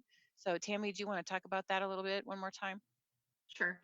So as you know from the financial forecast that I gave last month, that the projected revenue to expenditure deficit was about 3.1 million for fiscal year 2020. Of course, that includes the impact of the Carl ruling, which for the general fund was about 550,000. We already knew that that was going to be an impact to our fund balance. So for fiscal year 2020, one of the things that I think is important for us to be focusing on is mitigating that revenue to expenditure deficit as much as possible to protect our fund balance. We did end fiscal year 2019 with a strong fund balance. In fact, I think the strongest maybe that the county has ever seen. Some of that was attributed to one-time revenues in 2019. Some of it was attributed to the recording of revenues in fiscal year 19 as opposed to fiscal year 20 in order to clean some things up, early distribution of some revenues. And so, you know, again, it was a strong fund balance. It's not audited yet, so I'm not 100% confident in it, but yet still feel that it was very good for us and worked in our favor, particularly in this situation that we're now in. So that revenue to expenditure deficit that's projected at this point is 3.1 million for fiscal year 2020. And my recommendation for 2020 is that we mitigate that loss by at least $1 million in order to protect our fund balance from falling below our financial policy recommended minimum, which was 12.5%. And then, of course, as we move into the 2021 budget, our financial policies require us to have a balanced budget. That revenue to expenditure deficit projection at the time of the forecast was $2.6 million, which is a significant number for the county to have to look at cutting costs. However, as Ms. Kleppel mentioned, the landscape is changing on a weekly basis. So as we move forward, we'll continue to monitor revenues and expenditures. And again, department heads and elected officials have come with some ideas for cost savings and some commitments to hold positions vacant that aren't necessary to fill right away, and a commitment to reduce spending to essential only costs. We have talked already a little bit about deferral of capital projects. I know Dana spoke about that with his facilities committee. And again, what I think the focus for 2020 needs to be is protecting the fund balance from falling below 12.5%. And at this point in time, that looks like mitigating losses by about $1 million. So what I would like to get from the board tonight is input on ideas that you might have. It may come down to some decisions about we will fund this or we won't fund that, or we will delay this or we won't delay that. I just like to get a sense then of where the board members are in terms of what their priorities are and how we should move forward. Go ahead, Steph. Usually in May, at least for the last 2 years that I've been on the board, there is a process by which going into the budget cycle, the board sort of weighs in on its priorities. Probably the most famous one of those was we weighed in on the nursing home issue, and there were two sort of options if we sold or if we didn't sell, with some landscapes that the board voted on, and that usually happens in May. And it's sort of like, I don't know, the boards go forth, these are our thoughts a little bit. Are we not doing that this year? Yeah, that's what I'm trying to do that's what we're trying to do right now, is I'm trying to get your input from what your priorities might be for the next year. But I These guess are going to be some pretty tough decisions that we have to make. And as we know, revenues will be down. So as I'm preparing the budget for next year, I would be interested in the board's thoughts on things that they think are really important to keep, or that they're willing to say, well, we might be able to delay that this year or whatever. So obviously the board has I mean, the department heads will have input as well, which we're gathering from them. And I'm interested in hearing what you have to say. So yes, that's what we're doing right now. So just to follow up, because in the past it's been a pretty structured resolution with facts and figures, like an A and a B option, that kind of thing. That I would think would enable the board to maybe have a more informed conversation. It didn't have every specific, but it had a lot of information that we could read and digest, and then actually kind of it structured the conversation, and then we voted. Are we just, are we not? So we're not doing that this year. So, okay. yeah. So basically, Tammy presented as much information as we have in the financial forecast because so many things are moving parts. So that's the best we can do this year as far as giving factual information.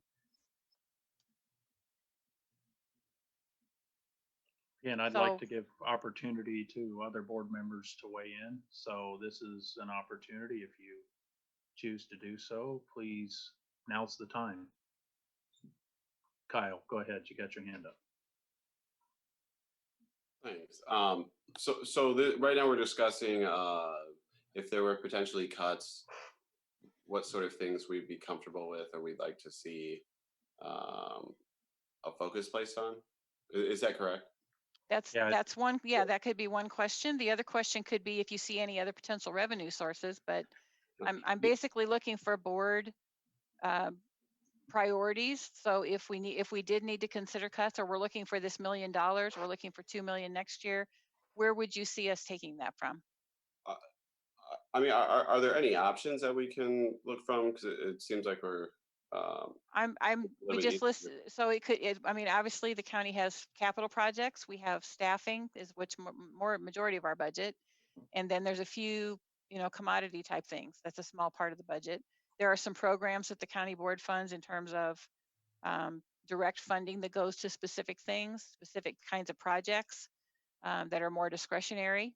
And a lot of the budget we can't touch. This is only general fund that I'm talking about, and potentially public safety tax a little bit in there because there's some ways of moving money back and forth between those two.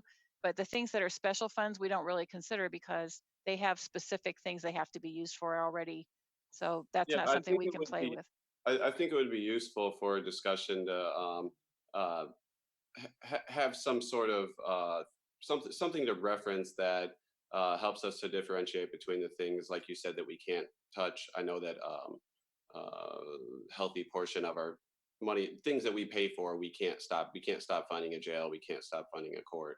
But kind of give us an idea of what we're looking at. What does X amount? Because I mean, when we talk about personnel, we have a number of how much we need to cut.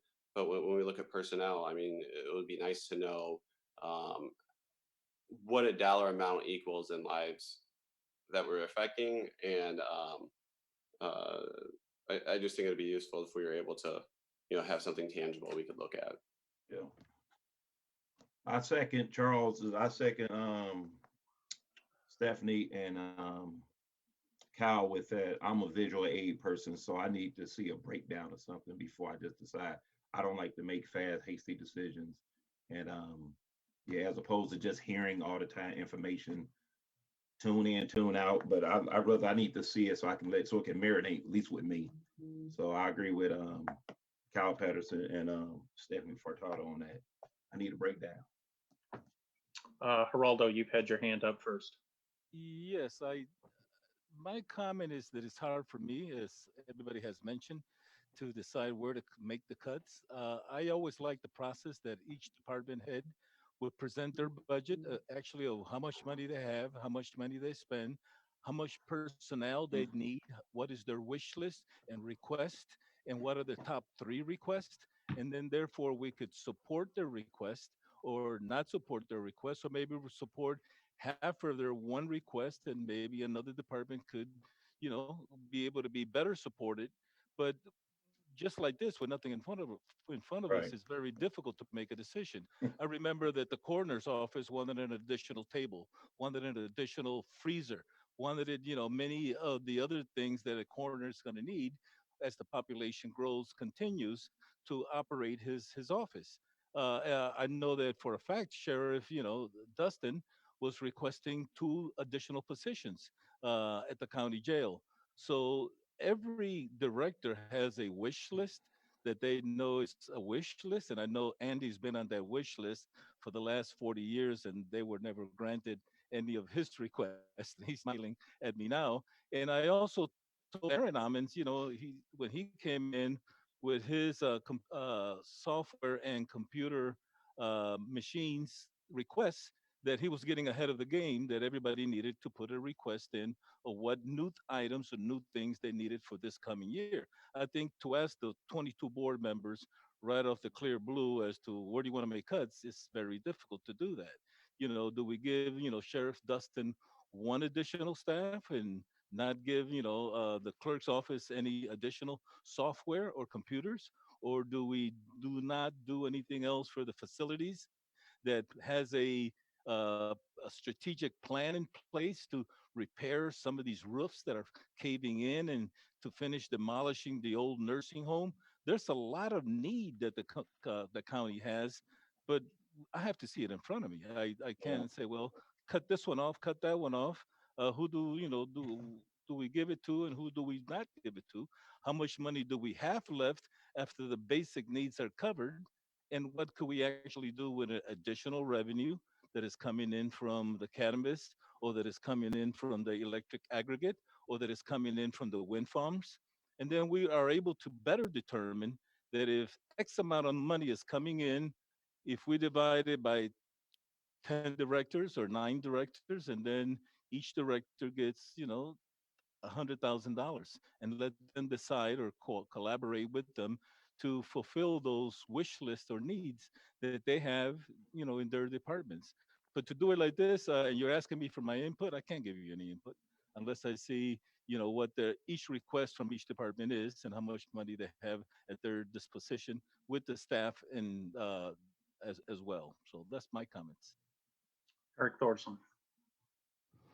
Yeah, I'm going to echo a lot of that. Yeah, you gave us a line item on the agenda that had 9 words and 2 years written down.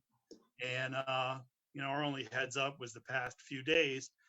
There wasn't even really a subject in the sentence. So my English teacher in the past would have told you to diagram this so that we could do better with it.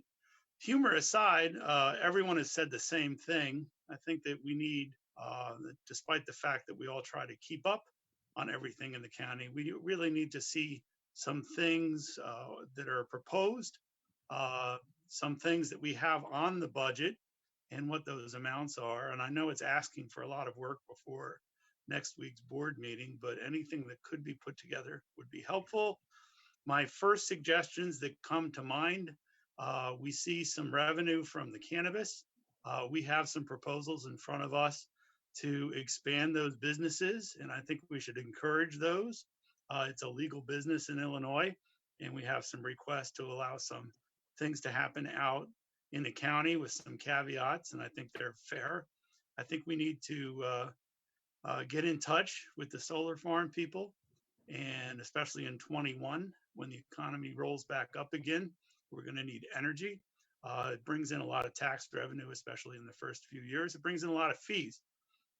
So I think we need to be proactive with green things. We need to be proactive with grant finding. There's a lot of grant money with COVID.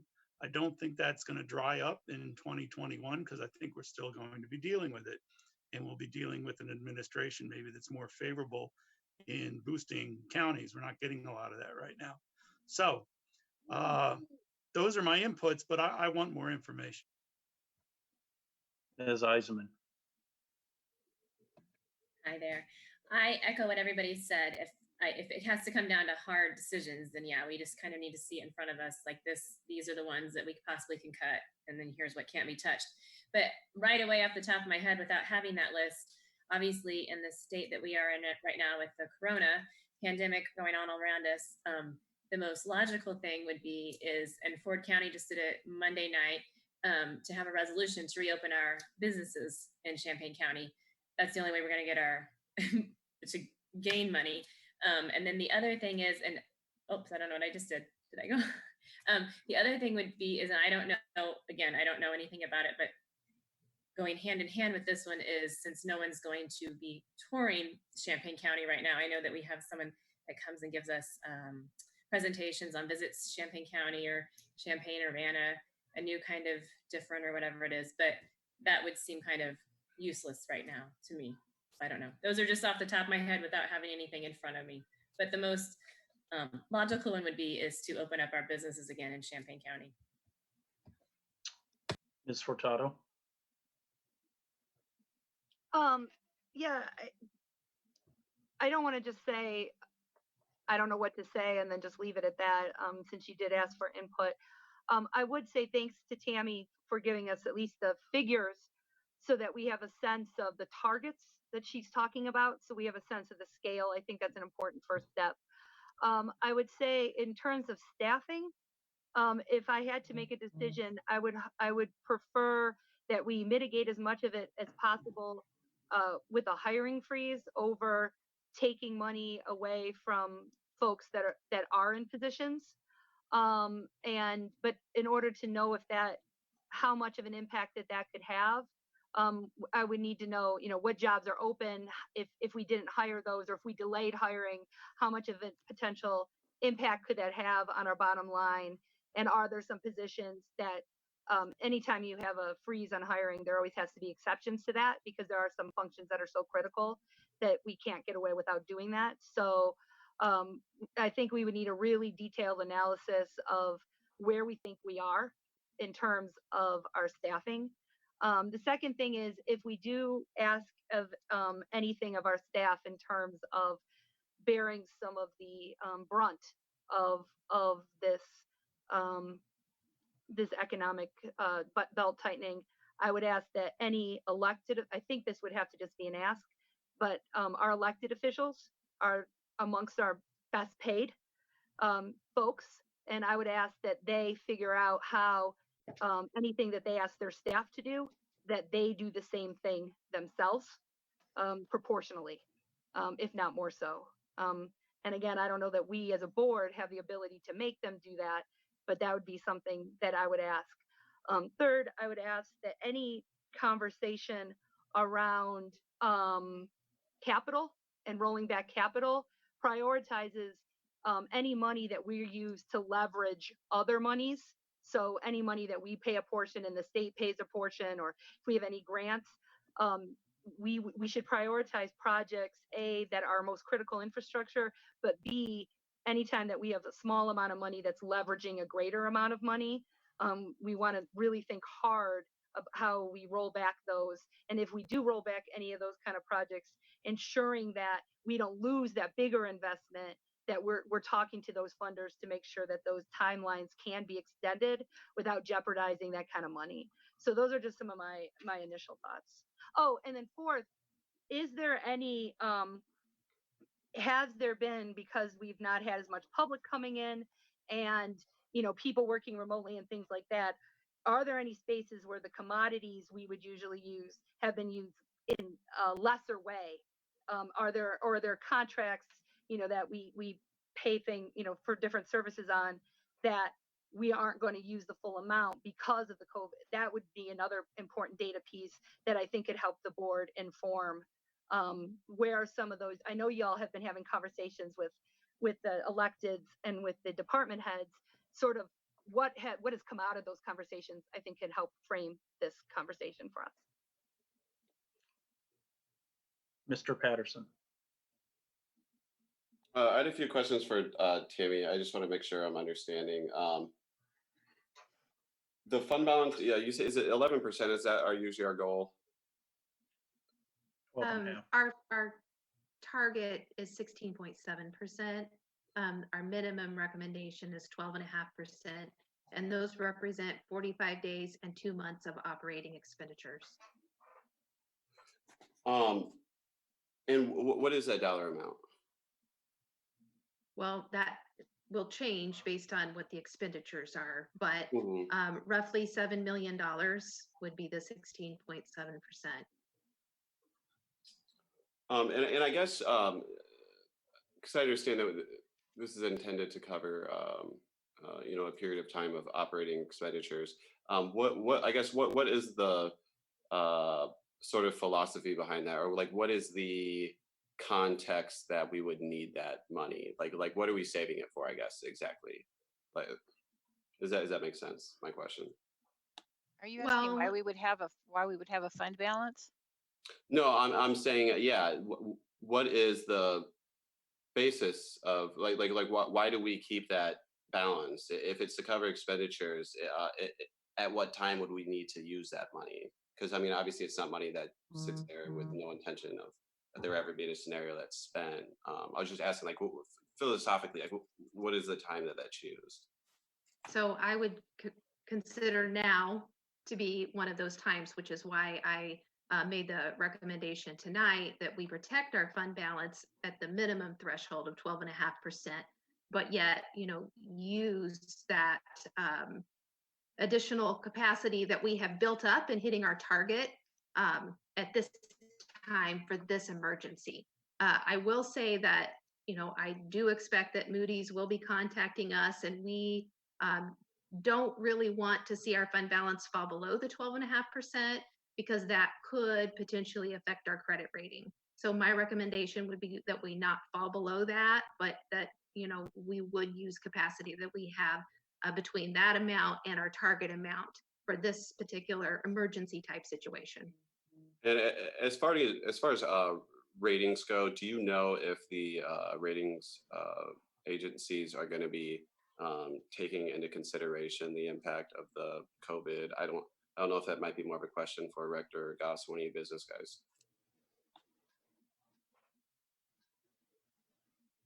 Say that again, Kyle, because I got the end of it. My phone cut out. Do you anticipate that the ratings agencies are going to take COVID into account when doing credit scores at all? Is That's that better. that's normally done? Better for Tammy. But okay. I would say yes, that they would take that into consideration. One of the things that I have found in working with Moody's that they're looking for is strong management. They want, if your fund balance has fallen as ours did in 2018, when we were at $3.2 million, they want you to sit down and walk them through your plan to restore that fund balance. And we were able to do that in 2019 and circumvent, a downgrade of our rating. So, if we get that call from Moody's in June or July, or maybe it'll be delayed just because of the situation that we're in, what we need to be able to do is to present to them our plan to mitigate the impact of COVID and our plan to make sure that we have a strong fund balance in place.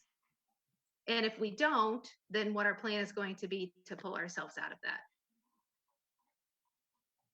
All right, thanks. There's always a lot to understand when it comes to financial stuff, but thanks for your commitment. I know it's been tough past few years, and you have a lot of uncertainty with the financial forecast. I just want to thank you for your hard work. I know that we all value it very much. Thank you. anyone else before I make my comments? So much like you all, I asked to put this on, but my ask was more broad-based in that I thought we needed to discuss 2020 because obviously that's what's staring us in the face today. This really points out the absolute need of what I harped on for a year for accurate financials, which we, by the way, still don't have. So it's really difficult to put our staff in a position to try to guess what our financials are on a daily basis. And by the way, we need to be monitoring this now on a daily basis because we see revenues come, we see revenues go. I think Ms. Eisenman had the right approach. I think this county board needs to talk about opening up our small businesses again on a more aggressive timeline, because the one way to solve a problem with this budget is to actually bring back revenue. And we're not touching revenue. I mean, you heard a very compelling case from a very upset, obviously, a young entrepreneur who's faced with possibly losing her entire business. And I mean, she's got millions of dollars invested in a business in Champaign County.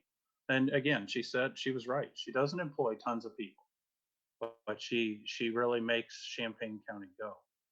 So for us to not have accurate information at a time like this it's problematic. I would tell you that when Stephanie and I and Darlene and Tammy met here last week, we were given some encouragement that maybe we could get bank recs done by July 1st. But again, this is why those of us who have been complaining about this for a while, this is why you do it, because the worst case scenario has happened. We can't drop below our fund balances because we don't know when our next revenue's coming. Yes, right now we're going to get some tax revenue, and that's, but that's got to get distributed. That all takes time. We didn't need to borrow from public safety sales tax, but we'll be right into that next year because we're not going to have the fund balance to carry us through.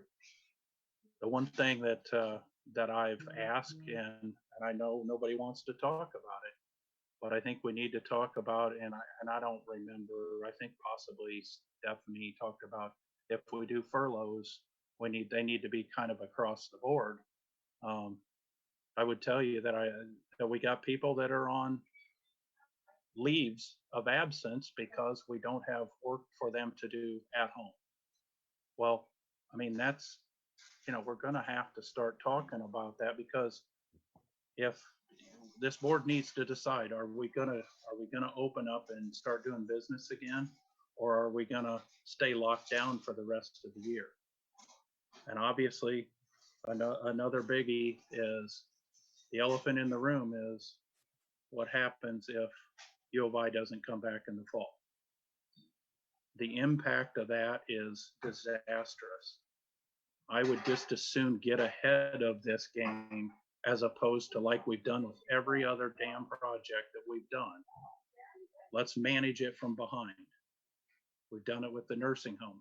We let it nickel dime us. Oh, by the way, we've got a $1.9 million loan to the nursing home that we need to do something about in 2021. There's another $1.9 million that we're probably going to kiss goodbye on that. We've done it on the jail for 20 years.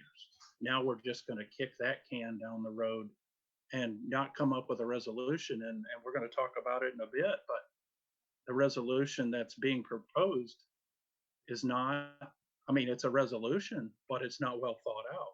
We don't have numbers attached. We don't have any idea how it could work.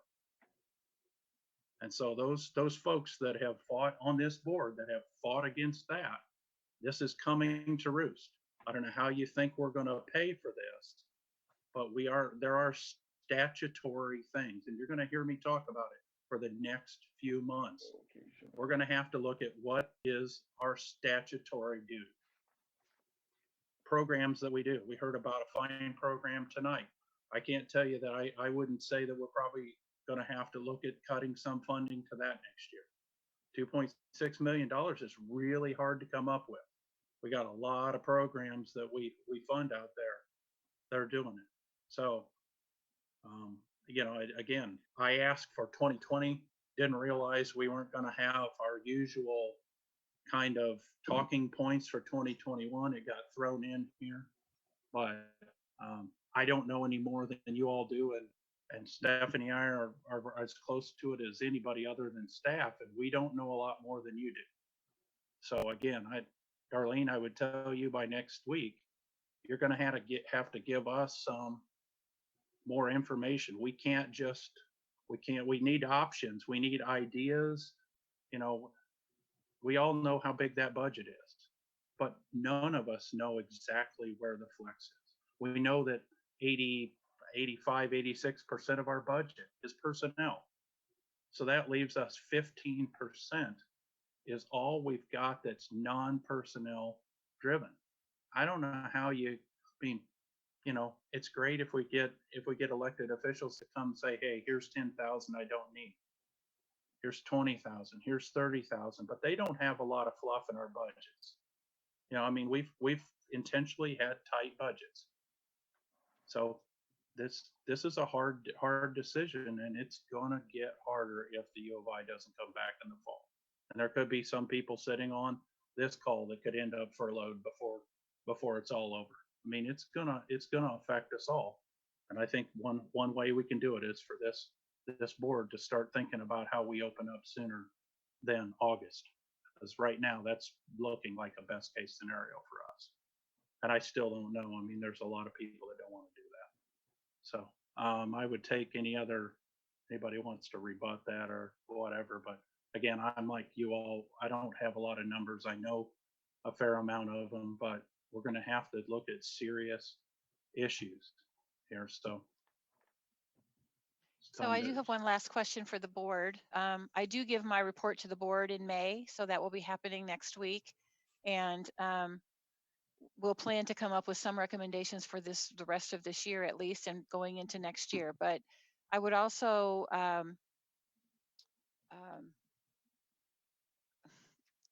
this has been helpful because I'm getting a sense of where people are coming from in terms of the things that are important to you, and where we need to be looking for things. And some of these are similar to what some of the department heads have come up with as well. So it has been helpful to have the conversation. I know it's more general than it is specific right now, but that's kind of the place that we're at in the process. And it will get, as every year with our budgets, we will get more refined as we go along. And when there's an actual budget, it'll be later in the year, we'll have a little more information. So hopefully the numbers will be there at that time. What I will say is that we've been watching, and from all indications, I don't know if you saw the news this morning, but Champaign spent a long time discussing these kind of things with their budget this week. Urbana has been going through the same thing. So the municipalities are feeling the same thing. We got some information from some surrounding counties, and they're also looking at these kind of questions. And so everybody's sharing ideas, and we are on a lot of those calls or following a lot of that information as well. What I would like to know for the last part of the discussion right now, if you don't mind, is I would like to get a sense of the board where I'm trying to head with this. I think Tammy and I've talked about this, is that we're trying to plan as we're thinking ahead for a worst case scenario, and knowing that we can add things back in if it turns out better than we anticipated, rather than starting with just little tiny cut here, tiny cut there. I think that's a lot more painful way to try to do this, because then people think they have something, and then 2 months later you say, no, sorry, we're taking that away too. So I'm curious about the board's thoughts on that particular question. And if you think that's a better approach to trying to do a budget, is to try to do a more toward the worst case scenario first, and then we can add some options in if we have the money to do it. You're talking for 2021, correct? Yes. Kyle, you had your hand up. Yeah, I guess I just kind of want to reiterate a point. As I'm reflecting that, it is important that when we have these discussions, that we do have some type of model or some tangible examples of what might make sense. Because as this is a very uncertain and scary time, and obviously we're taking in consideration the serious impact of it. We have a lot of staff members right now who, might be concerned about furloughs because the county board is now discussing furloughs, and we don't have one document or one thing in writing that sort of explains what might potentially happen, what that would look like, whether that's just going to be a few days here and there, or whether that's going to be, full positions. So I really stress that when we have this discussion, that we be responsible and clear with our staff, that I know we value a lot. We talk a lot about how they're underpaid.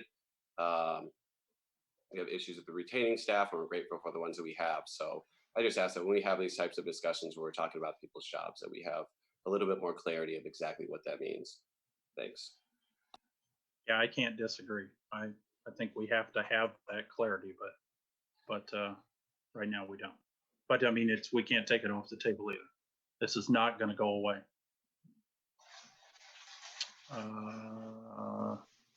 Other people, I mean,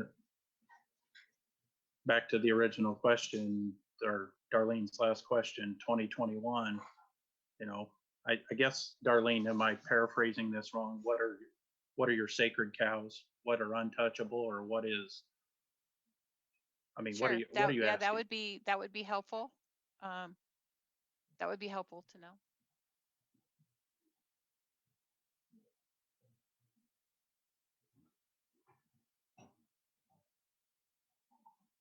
Well, I guess since nobody else wants to do it, I guess Stephanie and I will make the decision and bring it back to you then.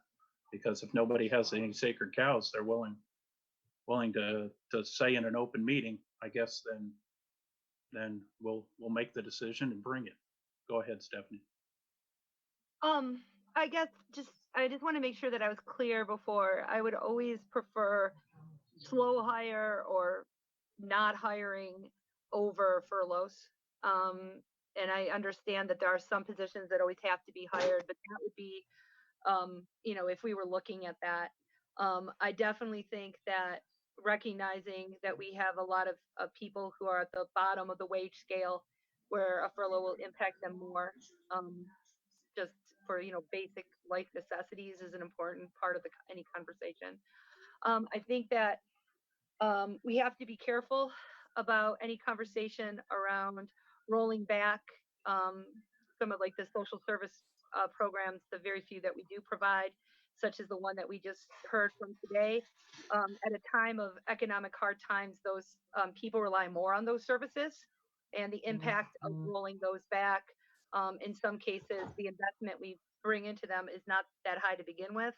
But they're very important to people in our community. So I think we need to weigh that as we look at any decision. I already said what I thought about the capital, but I think that, and I also think that Tammy's point about the fund balance is very important. I wholeheartedly agree with her. We don't want to go below our minimum target fund balance. The long-term implication for that on our bond rating could be very bad and could put us in a worse financial position going forward for many years to come if we were downgraded. However, that doesn't mean we have to stay at the top of our fund balance as well. And so I do think having a real conversation about, is there a portion of that fund balance that's in between those two extremes, being at the top and being at the bottom, that we can use to mitigate some of these circumstances, for me, would be part of the equation. Not going below our minimum, maybe not even going all the way to the minimum, because again, we don't know what the next thing might be.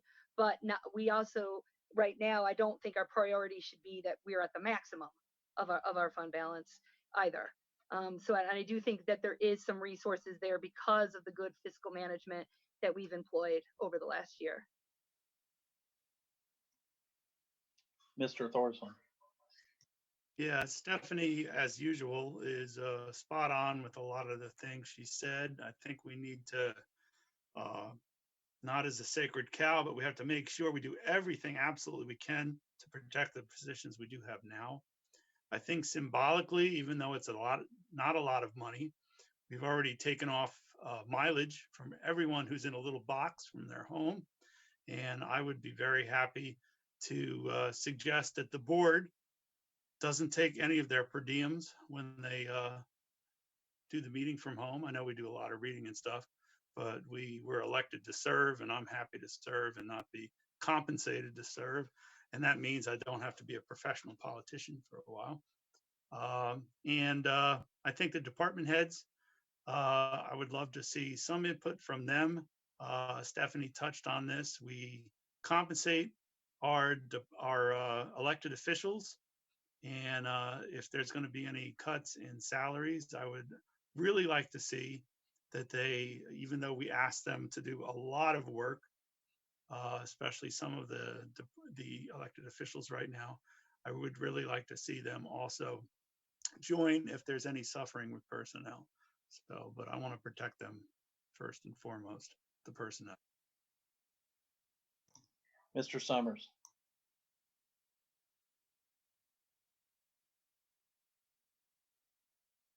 This is relevant. I had made a commitment to Stan Harper that we would look at trying to increase sheriff patrols for next year. I don't know if that will be possible with the climate we're in right now, but I certainly don't want them cut. That's already a weak area for our rural communities. That's a no-go point for me at this moment.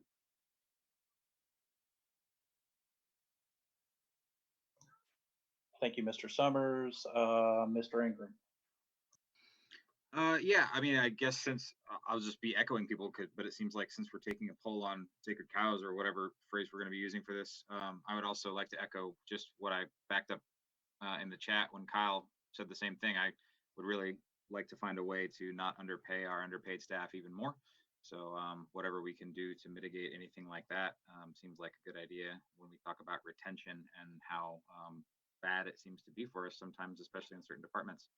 It seems like that might be something that we want to make sure that we shore up. I would like to bring forward that we shouldn't be talking business in the chat side because it's not recorded. So if you want to say that, please say that, which you did, but please keep that off of the chat. Mr. Patterson, your hand's up. Just as a note, I don't know if we're doing it, but I did notice the mental health board has been storing the chat logs from the Zoom, so I think that is an option for us. I mean, I guess the phrase of golden cows or whatever. Like, what are the things that are untouchable? I mean, again, I mean, not to sound like a broken record, but it's kind of difficult for us to really specify and to give direction to the committee chairs on how to move forward if we don't know what the specific things are that we're talking about. But I guess to just sort of give input, I think that a lot of times the first thing that comes to the chopping block is social services. And I think that right now, given that we're dealing with such a economic downturn, that's the last thing we should be doing right now. And that's I know myself and many other board members would be in the position that, particularly when we're talking about the reentry program, the youth assessment center, the different few programs that we do spend money on, I don't think that's where we should be looking to first. Thanks. Ms. Wilkin. Yeah, I just want to say that maybe the first place we need to start is refresh us with the budget for this year. I mean, what do those numbers look like again? And I've heard several of you say that you don't want to see us furlough employees, but as Jim has said, that's 85% of our expense. And realistically, if we're going to hit $1 million, some tough choices are going to have to be made. I've worked in the private industry for years. I've gone through many layoffs in the companies that I've worked for. They're never easy. But our job on this county board is to make sure that that our bills get paid and that we're fiscally responsible to the taxpayers. And again, some hard decisions are going to have to be made.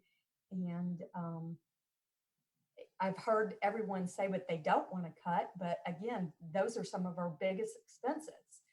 So I come back to my first comment. I think the first thing we need to do is get a copy, if we don't already have it, of the 2020 budget, and that'll give us a good idea of where the bulk of our money is being spent. So that's a start. Yeah, kind of the issue, we're going to need some kind of leveled out because it's, I don't know, 600 pages long or something crazy. So Tammy probably knows down to the page and the section how many pages it is. Well, I think it's 700 exactly. A summary. Let's see, Mr. McGuire.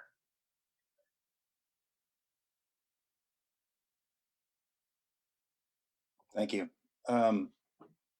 Listen to the conversation and listen to Mrs. Murray and her business pear tree. And I remember her coming in and talking about that business years ago and trying to build that business. It sounds like she's done a wonderful job. It's well known in the community. But it's just one of many that the government sat there and closed and told that they can't open for months at a time it's one of the stronger ones. You think about all the people that work for her that don't have jobs. You think of all the small business, minority-owned businesses in this county that if they're still even open or closed now, all the people that support them or did support them that aren't funding them now or selling to them, all that tax revenue. We're talking about the people that I definitely want to have working at the county or at the university. But all those people have lost their jobs.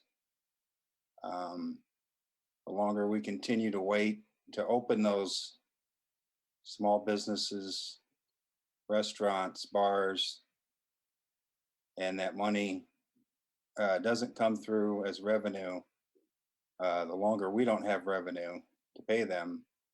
But you could see in her presentation how sad she was.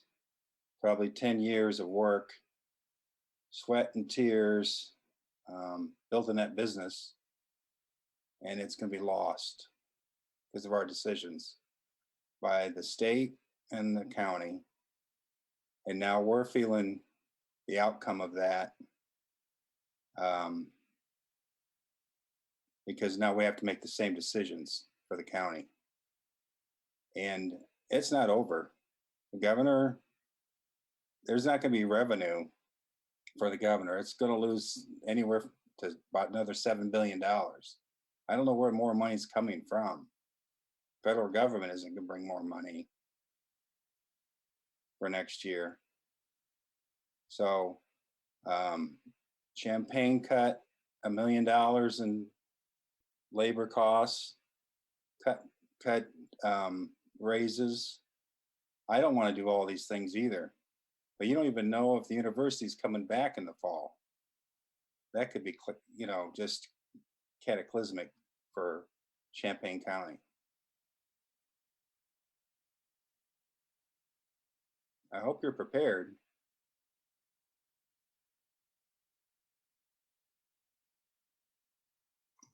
Okay, thank you, Mr. McGuire. Is there anybody else that wants to give some input here?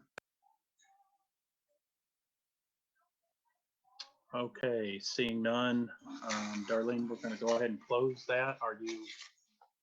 Have you got? Thank you. No, this has been very helpful. Thank you. Okay, is there any other business to be brought before the Finance Committee? Okay. Chair's report. I do have a chair's report this evening. As you all know, last month we gave a lot of time and a lot of effort to listening to the County Board of Health, and we ultimately gave them $260,000 towards their fund balance. We were specifically told at that meeting, if there was an outbreak at Rantoul Foods, the County Board of Health would need those funds for testing employees.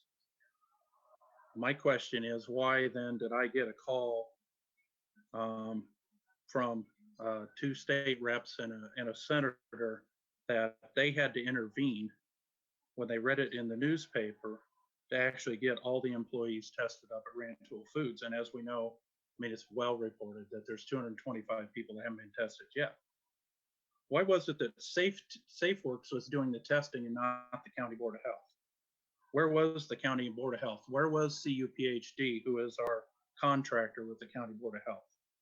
As I suspected all along, the County Board of Health is the last served. And when it comes, and the last served, and the county people are the least served by CUPHD. I hope they don't need more funds, because it's going to make it pretty hard to give them from this board. With that, items designated for consent agenda, item 8A1, A2, item D1, D2. Mr. Chair, I give you back the mic.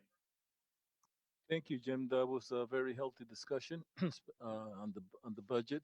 It was actually kind of depressing. but we'll move on to number 9, policy, personnel, and appointments. Charles Young? Thank you. A1 monthly HR report, April 2020 has been accepted and placed on file. Number 2, I will be reading from the sent memo that was sent at the last minute this afternoon, and not from the agenda booklet, with these appointments that the county executive is recommending these names. A, to the Penfield Public Water District, 1 position, Carl Withers, who was appointed to a term of 6/1/2020 to 5/31/2025. Can I get a motion? So moved. This is Rector. Rector 1, second motion. Jody, second motion. Any discussion? All in favor by saying aye. Aye. Aye. Any nays? Any nays out there? Motion passed. B, to the Sangamon Valley Public Water District, 1 position, to Michelle Grandely, who was appointed to a term of 6/1/2020 to 5/31/2025. Can I get a motion? Who that? Can I get a motion? So moved. Second. So moved. Lorraine, second Jody. Any discussion? Okay, all in favor by saying aye. Whoa. I've had my All hand up. discussion? Where we at? Jim Goss, I've had my hand up. Oh, okay, I'm sorry. Go ahead, you can go. Yeah, I'd like to ask the county executive if she would tell us why she didn't reappoint the incumbent here, who had clearly more experience. Good question. It is true that the incumbent has served a term on the board. They've had a lot of construction projects going on, and he was very valuable in doing that. I talked with some other people on the board. I talked with both of the interviewed applicants. And as I've mentioned many times, I do look for the composition of the boards at any given time. So talk with people about the different skills that are needed on the board at this time. Talked with them about previous service, talked with them about the makeup of the board in terms of gender, race, geography, all those kinds of things. And at this point in time, I just felt like the person that I was appointing was a better choice at this time. She's younger. She's a woman. The board has been primarily male over the years. Their current chair is also a woman at this point, but she's only the second one. They just have other projects going on, and with all the people that I spoke with, I just felt like that was the better choice right now. Well, I guess the disappointment is that we've been trying to work with them to help serve those people who were disadvantaged north of there with the People's Gas project, which would require the construction skills again. And so the fact that you didn't talk to myself or Ms. Eisenman, which is in our district, is a little disappointing at this point. I will be voting no. Okay, anybody else? Discussion? Okay, seeing none, all in favor by saying aye. Aye. Aye. Any nays? Nay. Nay. Motion did not pass. Can we get a hand count? All right, I think the chair called it a nay or didn't pass. it didn't pass, according to what I heard.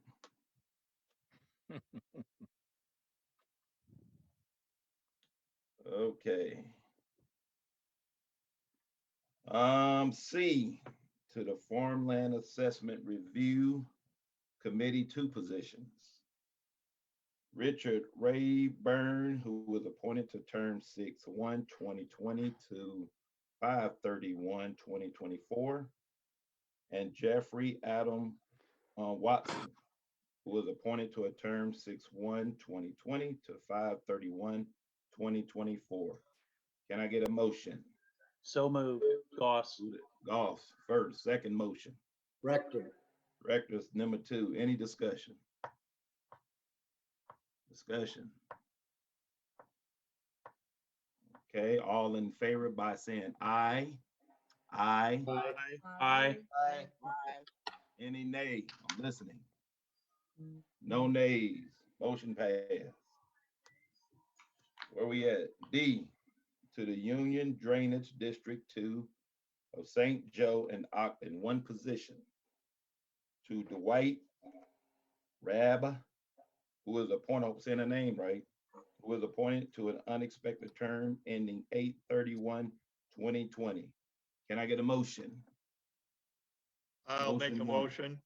Who that Store, Dr. Store, second motion. Second by Rosales.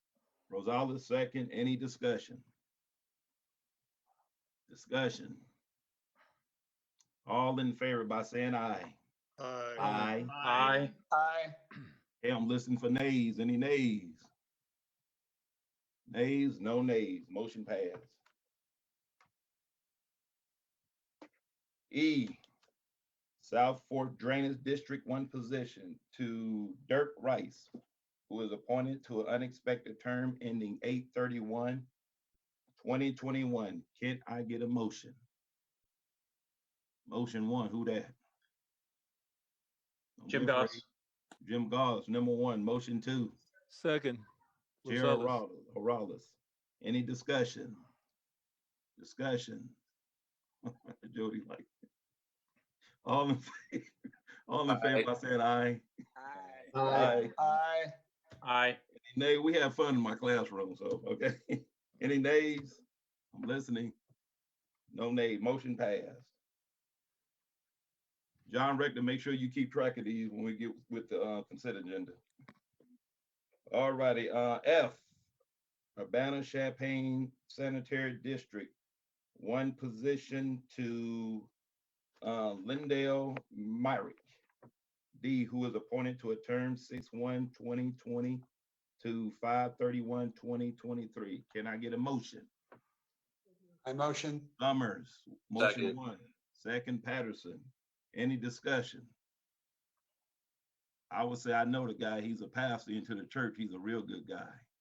So I'm biased. I'm definitely supporting him. That one I do know. I didn't do no research. All in favor by saying aye. Aye. Aye. Any nays? I'm listening. No nay. Motion passed. All righty. Now with this last one, the board of review, okay, there ain't no challenge. I'm going to break these names up and do one motion at a time. One at a time. Okay, G, board of review, 3 positions. First name, Elizabeth Berger Patton, who is appointed to term 1/6/2020 to 5/31/2022. Can I get a motion? Motion. First motion. So moved. Goss. So moved. Who said that, Jim? Second, McGuire. McGuire, second. Any discussion? Discussion. All in favor by saying aye. Aye. Aye. Aye. Any nays? Nay. 1 nay. Okay. Motion passed. Make sure I put that up there. Second position, board of review, Zebo Ziti, who is appointed to a term of 6/1/2020 to 5/31/2022. Can I get a motion? Rector first. Rector 1, second motion.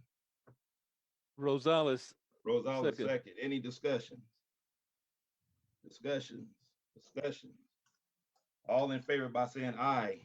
Aye. Aye. Aye. Any nays? Nay. 1 nay. Motion passed. Okay, third position, board of review, Paul Saylor, D, who was appointed to an unexpected term ending 5/31/2021. Can I get a motion? So moved, Rosales. Motion 1, motion 2. Clemens. Clemens, motion 2. Any discussion? Discussion by me. I will be voting no. Straight up. I'm voting no. I want, who do I want? I probably ain't gonna get him. John Rucker. He's been on it too long. I have nothing personal against Paul Saylor, but I think John Rucker is qualified. Plain and simple. That's my opinion. I own to it. All in favor by saying aye. Aye. Aye. I hear 3 or 4 ayes. Any nays? No. Nay for me. Nay. Nay. Nay. Nay. Roll. Motion failed. Roll call. Who? Roll call. Roll call. Any second? Second. Second. Roll call, Secretary. Where you at? Hey, can we go back to discussion? Yeah, go ahead. Hey, Darlene, how many applicants were there?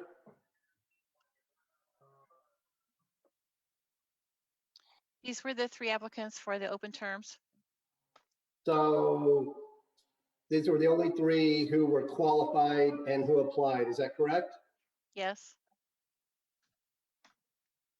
So what will this do to their functionality if we do not appoint the 3rd person? Do you have any idea? So this person has been appointed in past and the board did not confirm that appointment. So the person is still in the position until they are either replaced or their term expires. So if we do not appoint Mr. Saylor tonight, he still stays on. Is that what you're saying? That's correct. Thank you for the clarification. Appreciate it, Darlene. All right, where we at? I have a comment. Roll call. Go ahead, Gauss. Can I make my comment? Yes. So this board has had these people on it for how long now? And not known whether they're real members of the board or not, worked under this situation, doing this work for this long, and we can't decide to fill the positions yet. Shouldn't we give them the ability to know who's on the board and let them do their jobs, please? Thanks. Okay. Anybody else discussion? Yes. Who's Charles, that? Dr. Yeah, go Young? ahead. Yep. County Executive Kloppel, were there any other, I understand that there were other applicants for this position. And I know of one, and I'm curious, you said that these were the only 3 qualified? There was a 4th applicant last year. When the position opened for Mr. Saylor's position, there was a 2nd applicant. That was John Burgee. John and I have had a long conversation since then. John is not qualified for the position. There are requirements that he does not meet, and he and I have had the conversation about how he could meet those. And he said he would get back to me if he was still interested.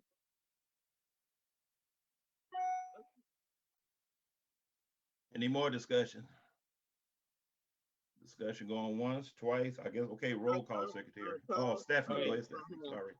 I don't think that's correct.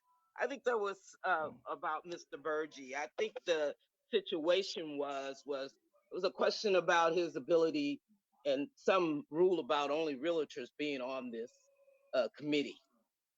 And I understand Mr. Saylor has overstayed his welcome and is mistreating minorities. That's why I'm not going to vote for him. If John Burgee wants to be on this committee, I think he should be given fair chance. He's an architect. Yeah. That overrules any realtor. Realtor, you just go to Parkland and get a certification. An architect go to college for 4 years. Their experience supersedes that of a realtor. I think John Burgee should be given a chance to be on this board, and John Saylor needs to be questioned. He writes a good game, but it's been reported he is excessively heavy assessment on minority, especially elderly. Sounds like a predator to me.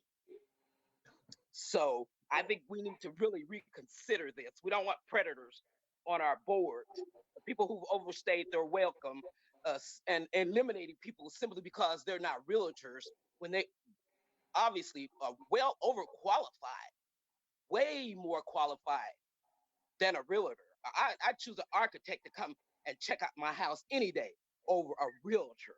Realtor's in it for the money. Architect is a person who wants to keep their integrity. Thank you, Connie. Stephanie, you next. Yeah, I'm going to vote no on this, and we've made it abundantly clear that until all candidates are considered fully, that I'm going to keep voting no on this. Anybody else discussion? Yes. Who was that? Goss? Goss. Okay. Yeah, Miss Dillard Myers, I'll go ahead and call you out. You're wrong. I realize that that architects do have more education and per se, but somebody in a real estate practice that's been there for 30 plus years knows real estate.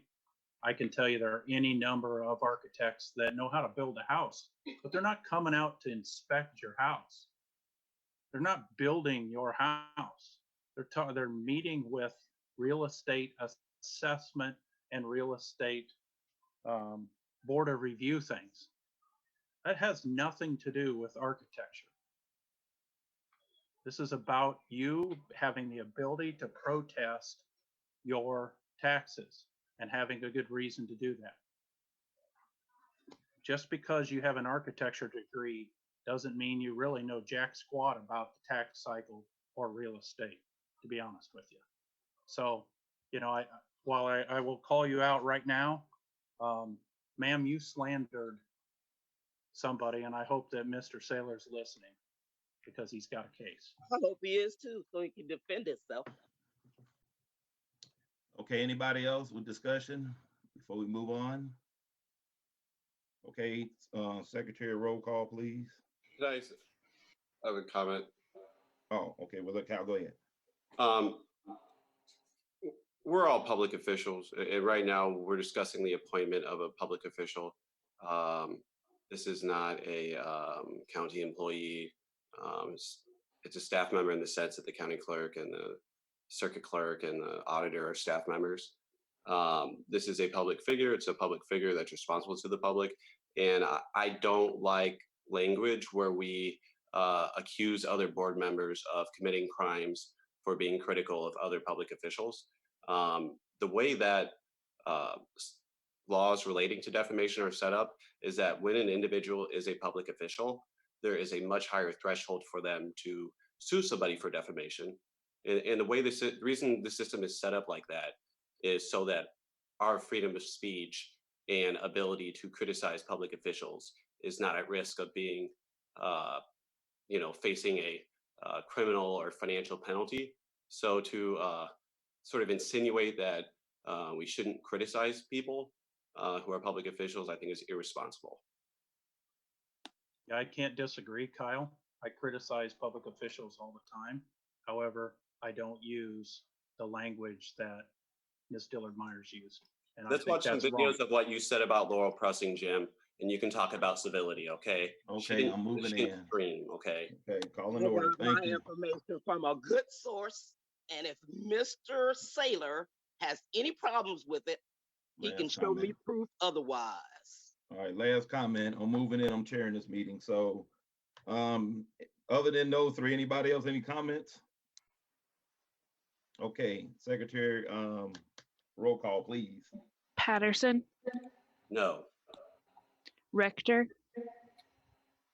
Yes. Store,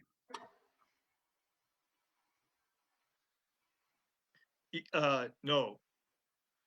Summers, No. Taylor, No. Thorsland, No. Tinsley, or I'm sorry, Wolken, Yes. Young, No. Clemens, Yes. Cowart, Dillard Myers, No. Eisenman, Yes. Fears. Oh, she's left. Furtado, No. Goss, Yes. Ingram, Nope. McGuire, Yes. Rosales. No. Motion did not pass. Okay, moving along to number 3, preparation for COVID reopening information only. Number 4, extension proclamation of disaster in Champaign County for coronavirus 19 response. B, county clerk 1 April 20. Slow down. Where we at? Who said slow down? I'm at B, county clerk 1 April 2020 report have been accepted and placed on file. C, are there any other business before the board? Any other business? I would appreciate a vote on item 4. Yeah, I was gonna kind of echo Okay. that. I think that we have to vote on an extension for the for the powers of the county executive. Okay, I'm sorry, I apologize. So can I get a motion then, going back to the extension of proclamation of disaster in Champaign County for coronavirus 19 response? Can I get a motion? So moved. Second. Taylor. Say the second. Second. Ayers Thorsland. Any discussion? Any discussion? Yes, Go ahead, John Rector. I'd like to make a motion that we amend that to June 30th instead of the date that's in the motion. I'll second that amendment, McGuire. Okay. So where I go now? Is that a discussion or we have to vote Discussion that on the part? amendment. Say what? Discussion on the amendment. Discussion on the amendment. Discussion? I have a question Good, for Dr. Stewart. Mr. Rector. Is the proclamation says that it would go through September 30th, but do I understand correctly? You want that the proclamation of the declaration should end at the end of June? Is that correct? Yes, that's correct, Chris. We don't know what's going to happen, so I'm good with going 30 days at a time. There's no reason to extend it till September, in my opinion. Thank you. Okay. Any more discussion? Where's Stephanie? Yes, I'd like to follow up. I originally voted to have a very shorter proclamation when we did this more than a month ago, and I since had a change in heart of the need for this because of the uncertainties of the infectious nature and the severity that we might face. And I think that we should give the county executive more latitude to act in this disaster. Okay. Any more discussion? Anybody else? Charles, there's several people with hands up. I know Jody and Stephanie. I can't see no hands. They gotta talk to me. All right, Jody, go. Sorry, I couldn't get unmuted. I just agree with John that just we meet again in June. So if we need to extend it again, that would be fine to do. I hate to see us put it out till September. I'm not sure everyone understands the implications of people that are not in favor of doing this, what it is doing to them. I have a junior high daughter that I had to hold as she cried and sobbed the other night to bed when we were extended to May 31st. We are absolutely cutting off people's livelihood. They have no outreach to people in society around them.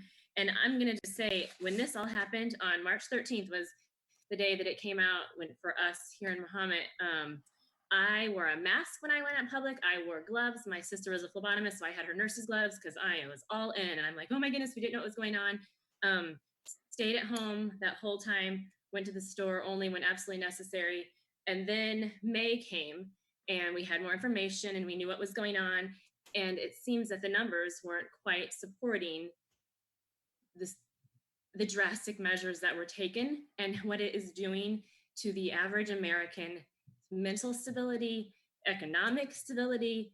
The farmers, I can't even begin to go into with the detriment to farmers. My poor husband's had to switch from corn to soybeans because corn this fall, the problems are going to multiply even triple and double when the farmers aren't getting what they need for their crops. But I did do a rundown of the numbers before this meeting. So if these numbers have changed, this is what it was when I checked it. There's approximately 209,000 people that live in Champaign County. We have tested 5,989. There is 146 active cases, recovered 155. So that's a total of 301. In the hospital was 3 at the time. I think they've been released, 7 deaths. So I did, out of the active and recovered cases, I wanted to find out what the percentage of Champaign County residents that have been affected by COVID-19 are. 0.0014, not even 1%. Just to even have it in writing to extend this to September 30th, what that does to the human spirit, we cannot put a price tag on. And I cannot plead with you enough to please do not run ahead of this disaster. Do not make it worse. Don't pile it on top of people that are already laying down and don't really see any light at the end of the tunnel. These student athletes, these seniors, these boys, these girls that have worked their whole life to make it to a state tournament. My daughter, we missed the state tournament. I said, I'm so thankful we lost in sectionals because it's detrimental. Like we've talked about the economic, there's such the mental and the emotional side of it that to say that we are in an emergency state till September 30th, what we would be doing to our residents is not healthy and is not fair to them. We can come back again in June if we need to extend it, if the numbers support it. And if not, then we haven't just put that burden on everybody's mental and emotional stability. So I am not in support of extending it to September in the least. June 30th would be enough. Less than 1% of our population, 0.0014, has been affected by this. Is it serious? Yes. So is the flu. That's all I have to say. Who was next? All right, go ahead. Is it Stephanie? Go ahead. Yeah. Just to be clear, the main function of this extension is the ability for the county to access disaster relief funds. So there has to be a declared emergency in order for us to tap into some of those funds.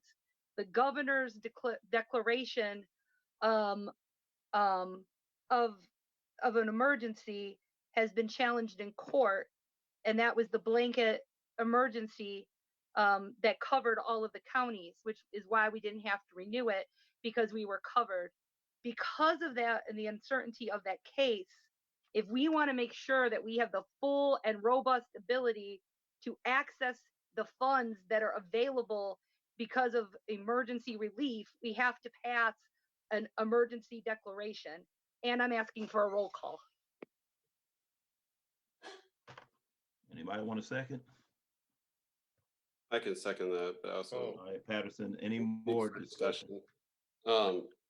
Yeah, I just kind of to Stephanie's point, my understanding is that this emergency declaration, it gives us a status that allows us to receive grants. I hear a lot of discussion tonight about how we need to, like as a board, to take steps to reopen Champaign County. And I don't know at what point that became an option. The governor does that. We don't do that. This declaration doesn't do that. Darlene Kleppel and the county board are not shutting down the schools and all the other restrictions. That's the state government. We don't have any control over that. I know that in Ford County, the county board passed a resolution to speed up their opening process, but their public health administrator even said that that's not anything that she has any legal authority to enforce. And even the sheriff said that, if things became dangerous, he'd still have to step in. I mean, essentially, it doesn't mean anything. It's a bunch of people who don't have authority who are taking up hot air, discussing a topical issue that we have no control or say over. All this order does is allow us to receive money. It doesn't extend any emergency order. That's the governor. If you're upset about that, that's fine. I'm not going to debate you on that. I'm not going to, pretend to be an epidemiologist because I can read, a couple graphs. I'm not going to go down that path because it's irrelevant, because we don't decide that. The state decides that. So the idea that extending this for a shorter period is going to get anything open is just a fundamental misunderstanding of the basics of what this logistically does and what role the county plays in all of this. Thanks a lot, Kyle. Anybody else that had their hands up? I can't see. Discussion. Mike? Looks like Thorsland. Oh, Thorson. Okay, sorry. Yeah, I had my hand up. You should click your participants page, Charles. You'll see the hands. I just want to reiterate what Stephanie and Kyle have said. This enables us to get grant money that we wouldn't be eligible for if we're not in a declared state. It's clear that we'll probably be voting on this every month for many months. So I don't see any harm in voting on it till September. And then if we want to, we can vote to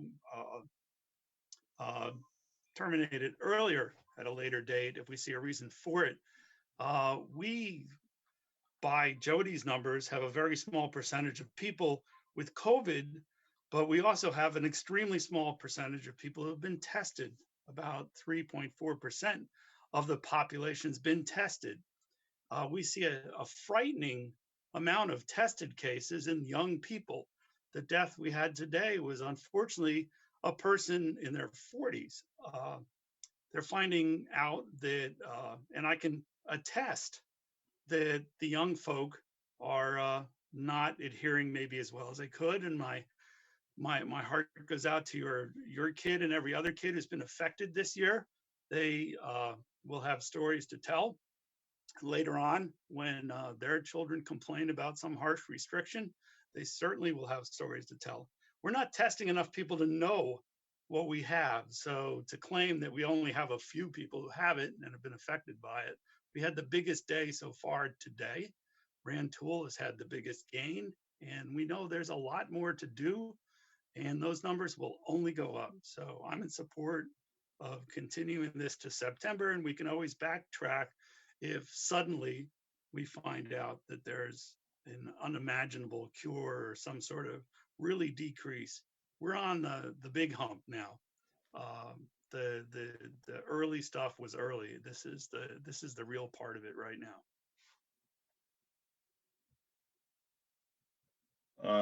Jim McGuire. Thank you, Dr. Young. Yeah. First, we're not stopping the emergency order. We're just completely, so we don't get grants. We're just going to not take it out all the way to September. So as a county board and elected officials, we have more control over what's happening. I think, as Jody said, it has a psychological effect on all the people in the county when they see that it lengthened out all the way to September. And I think as a county, we need to show them that we're prepared to plan and prepared to start creating a plan and the health department to start opening these businesses back up and show people like Miss Murray that we're doing something proactive and getting them prepared for these small businesses to open. We aren't doing anything. We're sitting and waiting for something to happen. And I think that's creating a lot of concern for the people in this county. When we don't do anything, they don't think anything's going to happen. And there is a lot of problems. Talk about the health and welfare of the people in the county. We don't know about suicides here, but that is a big issue. Drug abuse, alcohol abuse, all those concerns that are happening with these people. All these kids that haven't had their graduations and proms, the funerals that people can't go to, including one that was mentioned today. That should be a big funeral. We're delaying all of that from happening. We just talked about a big budget issue, and we're not even getting ready to even open up one single door. We're not even ready to open up a store or a restaurant. I know we go to a lot of restaurants, and many of you know a lot of people that are sitting at home. I saw someone today. They had 2 jobs before. One of them was a job at Billy Baroo's, and she has no job. She used to have 2 jobs. She's got kids. She's not going to be able to work. And we're not even talking about changing really the plan of the governor. We want to accelerate it. It's going to take too long. It's going to destroy our budget. We're going to be laying people off because we're dragging this thing out till September or whenever. We need to take control and do our job. Point of order. Does this amendment alter the governor's order? I'm talking, Kyle. No, it's a point of order. Are we voting? Does the amendment accelerate the process? It will if you got a shortened time period and you don't know when it's going to open. When you don't know how long the emergency will go.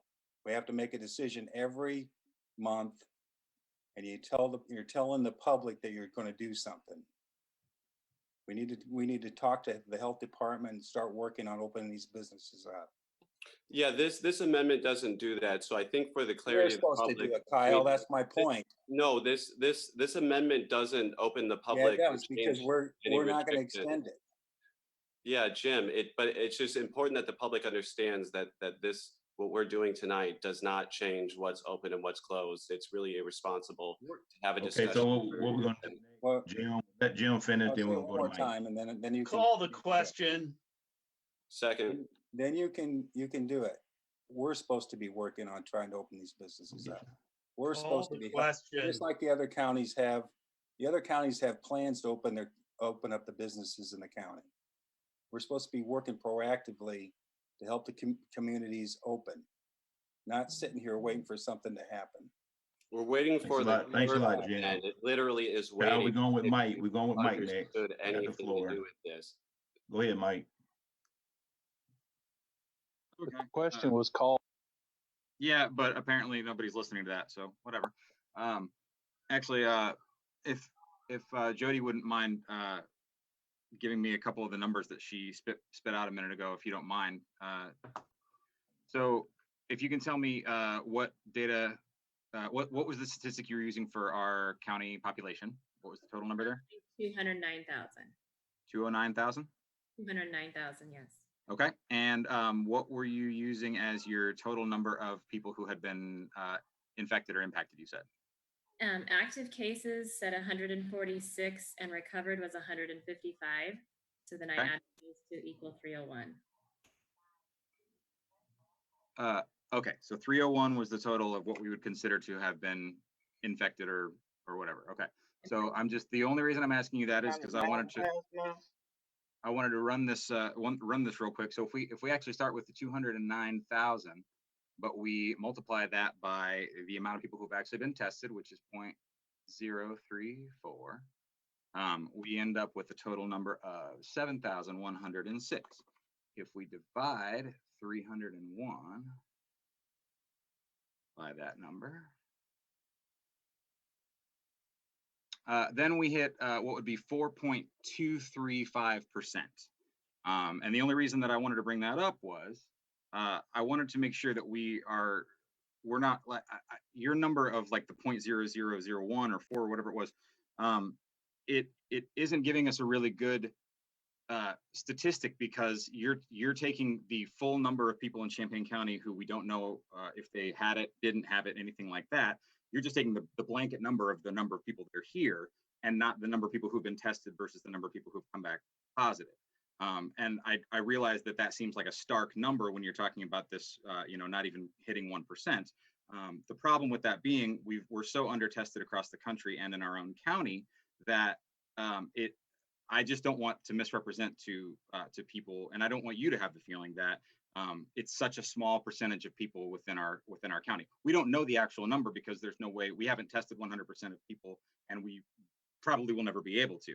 As the testing number goes up, I don't know if that 4.23% is going to stay the same, roughly, whatever. We don't know. If this outbreak in Rantoul continues, that might actually bump up even more. So I just wanted to make sure that we aren't misrepresenting numbers because people are watching this, and I want them to know, like, the mental health aspect of this is incredibly important. We have to be talking about that. We have to be talking about making sure that we can actually be helping people who, if they're small business owners, even landlords, renters, if we're talking about gig workers, if we're talking about waitresses, the person at Billy Baroo's, most of my friends are service industry workers and they're having a very hard time. All of these are very, very important. And I want to make sure that we are representing everybody well, but also that we are getting our numbers correct. I think there is the psychological effect that we're talking about. And I think the psychological effect is only exacerbated by seeing, people that we're supposed to trust spitting out things that are incorrect or that, and I'm not saying you are trying to do anything incorrect on purpose, but, when some of us in this room are talking about this particular emergency order, somehow making people feel like we are not going to open until September. Like this order doesn't do anything like that. We're waiting on the governor for that. So I don't want people to be sitting at home thinking, oh yeah, okay, great. Well, Champaign County, we're going to be locked down until September. That's absolutely not the case with this. And I just want to make sure that we are not representing. Thank you, Mike. I haven't seen any more hands with a very brief discussion on this. So we already have a first motion for a roll call by Stephanie, and Kyle Patterson did the second motion. So Secretary, can we have a roll call, please? Hey, Charles, can you clarify for everybody what we're actually voting on at this point? Okay, we've number 4 of the agenda, A4, which is the extension of the proclamation of disaster. Champaign. Are we not voting on the amendment? Yeah, the amendment. Yeah, the amendment. Yeah, sorry, the amendment. Yes. To extend it. John, voting on the amendment to change September 30th to June 30th. Right, there you go. Thank you. Patterson, No. Rector, Yes. Store, No. Summers, Yes. Taylor, No. Thorsland, No. Wolken, Yes. Young, No. Clemens, Yes. Cowart, Dillard Myers, No. Eisenman, Yes. Furtado, No. Goss, Yes. Ingram, No on the amendment. McGuire, Yes. Rosales. Yes. Motion did not pass. Okay, now I can go to B. County Clerk, 1 No. April. No, we have to vote on the Original motion. Oh my goodness. All right. Roll call, please. I've got I want a Roll call. discussion. Getting me confused. Got Discussion. the floor. Go ahead, John. Mr. Young, Yes. do I have the floor? Yes. So we just sent a message to the people that were going through September 30th. Someone said, well, let's trust Darlene, but yet you guys couldn't even vote to trust her on her appointment. We need to send a message. I had 300 people here post today. So of you people who voted against this, have any of you ever put $100,000 on the table? Have you had to make payroll? Have you been an entrepreneur? You guys just told the entrepreneurs of Champaign County you don't care. Shake your head, Mike Ingram. Shake your head, man. You just told the entrepreneurs of Champaign County you don't care. I cannot. 300 people told me to carry the message to the board that we need to do something. And you guys just said, let's go to September 30th. Just keep it going. Let's just make it perfectly clear, John, and I'm sorry I'm out of order. This doesn't keep anything closed any longer than the governor will keep it closed. All this does is make us eligible for any possible help the county can get and give us power to utilize it. That helps people. It's the message. It's a message, Eric. Have you ever had to make payroll? Yeah, the message is we're helping people. Call the question. No, I have. Eric got the floor. Point of order. Very brief. Who next? Kyle. Go, Kyle. I just want to say quickly, ignoring the fact that if we revoke the emergency order today, right now, today, tomorrow, Darlene's order's gone. It wouldn't open up a single thing legally, and I just want that to be clear. But besides that point, to Mr. Rector's comments, and I do believe he has now left the meeting after making those accusations. Left the meeting. I'm sorry, I didn't see him. Okay, I see you right there. I'm here. Somebody else missed. You switched on my screen. John, I work at the Cunningham Township Supervisor's Office. And every day I answer phone calls of mothers who have children and they don't know how they're paying their rent right now. So, and that's every day right now. In fact, my job is one of the unique jobs to where my workload is probably doubled or tripled because of this disaster. And I help people walk through who had little to begin with, who have nothing now and don't know how they're going to keep their family sheltered. So when you talk about the damage that's being done by this crisis, I don't mean to be arrogant and step out on a limb, but I'd be hard pressed if there's a member of this board who has seen more stories of people who have been absolutely ravaged and had their entire economic world ripped upside down into instability of a historically unprecedented proportion with no certainty of what's coming next. So please, John, I like you. I sit next to you. I miss you. You're funny. We make jokes together. But John, do not question how seriously any board member is taking this crisis. Every single person on this board, you, Jody and Jim, you guys have a different stance on this whole topic and whatever we're going at, and that's besides the point. But do not question during this crisis that anybody on this board who stepped up to serve their community for a second is not taking this seriously and does not care about the people. I said you don't care about the entrepreneurs. This is heartbreaking. This is terrible on all levels, and you should not be questioning that. Thank you. Point of order. I did say brief. Point of order. Shut up and say okay. I said the entrepreneurs. Thank you, guys. Okay, so we can decide this by going back to now the original roll call with the extension. I have my hand up. Who? Call the question. Second. Roll call. You ready? I don't think. Who did the roll call? John, first motion, second motion for the roll call. Who that? Second. Second count. Okay, Stephanie. Good. Okay, roll call, please. Patterson, Yes. Richter, No.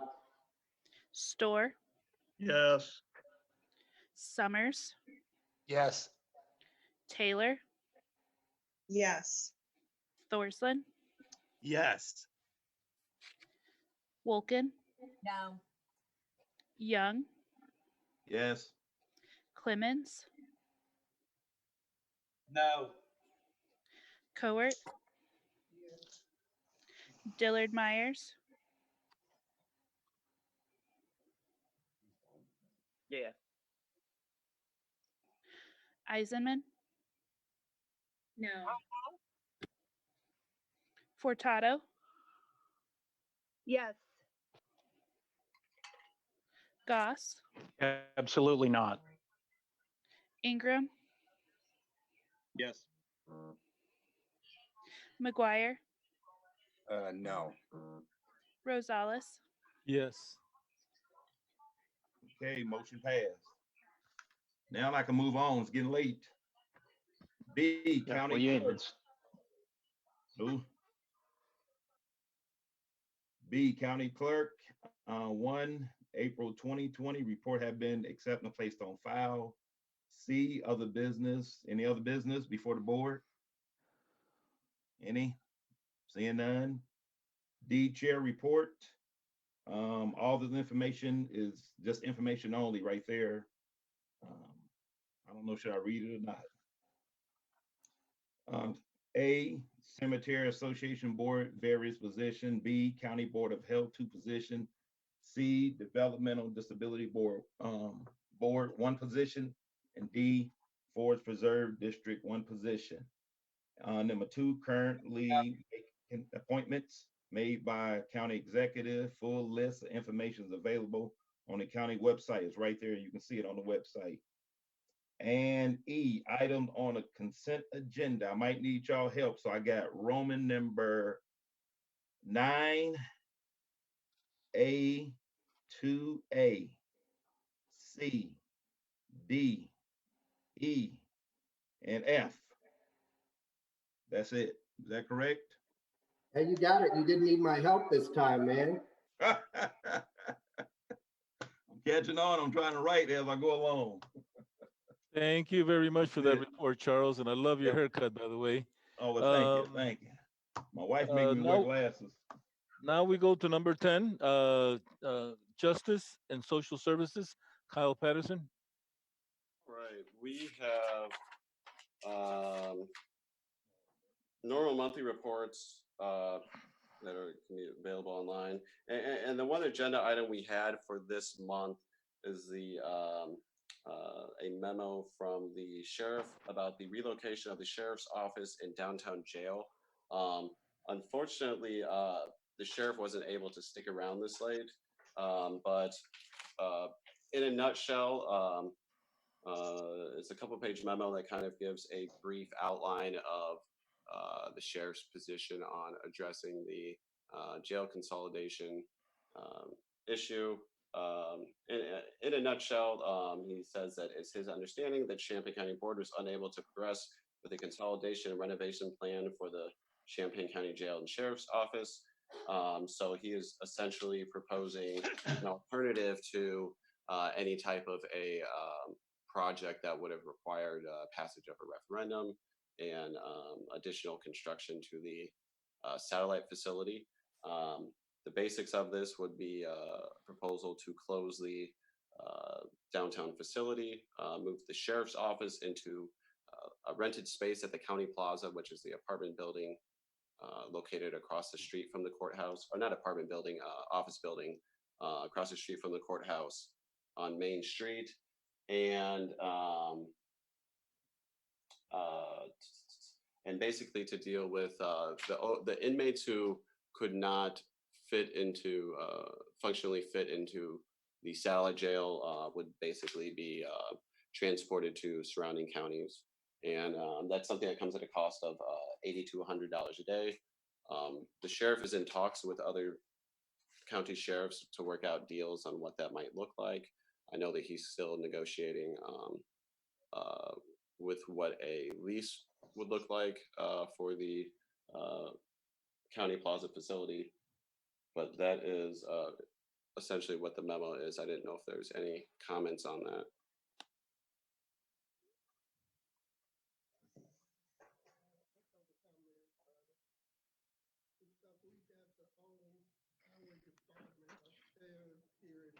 Sorry, Steve, hand up. Yeah, Mine is a procedural question. This letter from the sheriff was addressed to the county board members. When we met at facilities on the 5th, there was some discussion about a letter when the sheriff was speaking to us, and we hadn't received the letter. How is it that a letter to the county board goes to administrative services and is not forwarded to county board members, but instead is placed in our packet weeks later?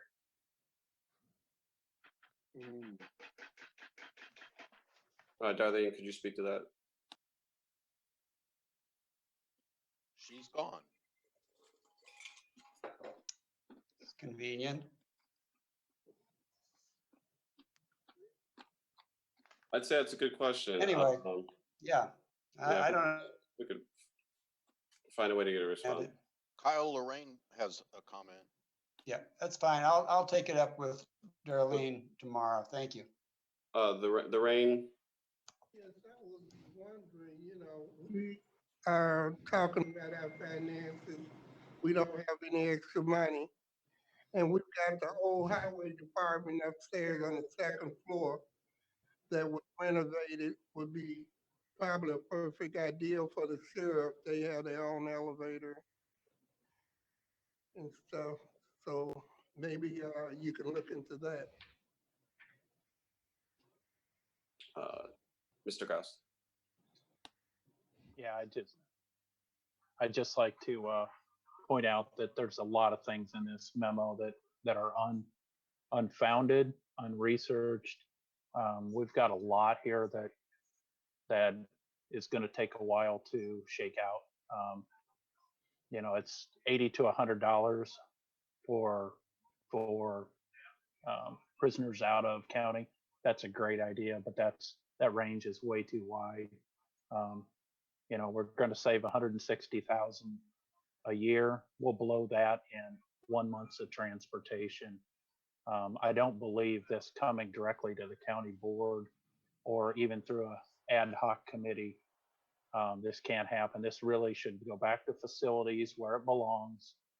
And if anything needs to be done, it needs to go through the proper channels. This should have went straight to facilities. It should have come out of facilities with a recommendation. And if they needed finance help, it would come to the finance part of it, which obviously they're going to need finance help. And then it goes that way, the proper channels. Basically, the sheriff just circumvented the proper channels because he didn't get the answer that he wanted at facilities. And this is a facility. Facilities needs to take this up. So I think it needs to be taken back to them.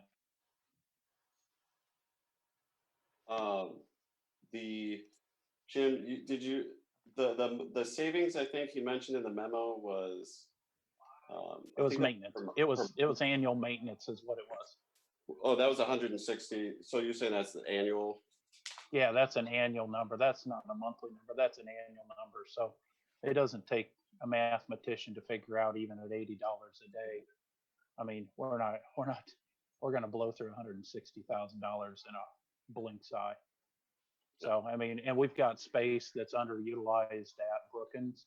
I realize that's not the sheriff's preferred place, but I mean, we gotta go to the space that we have for free. Unless they're going to give us the space at County Plaza, which I know they're not, we shouldn't be looking at leasing space. If we were out of space, it'd be a perfect solution. But right now, we're not out of space, and we need to utilize the space that we've already paid for.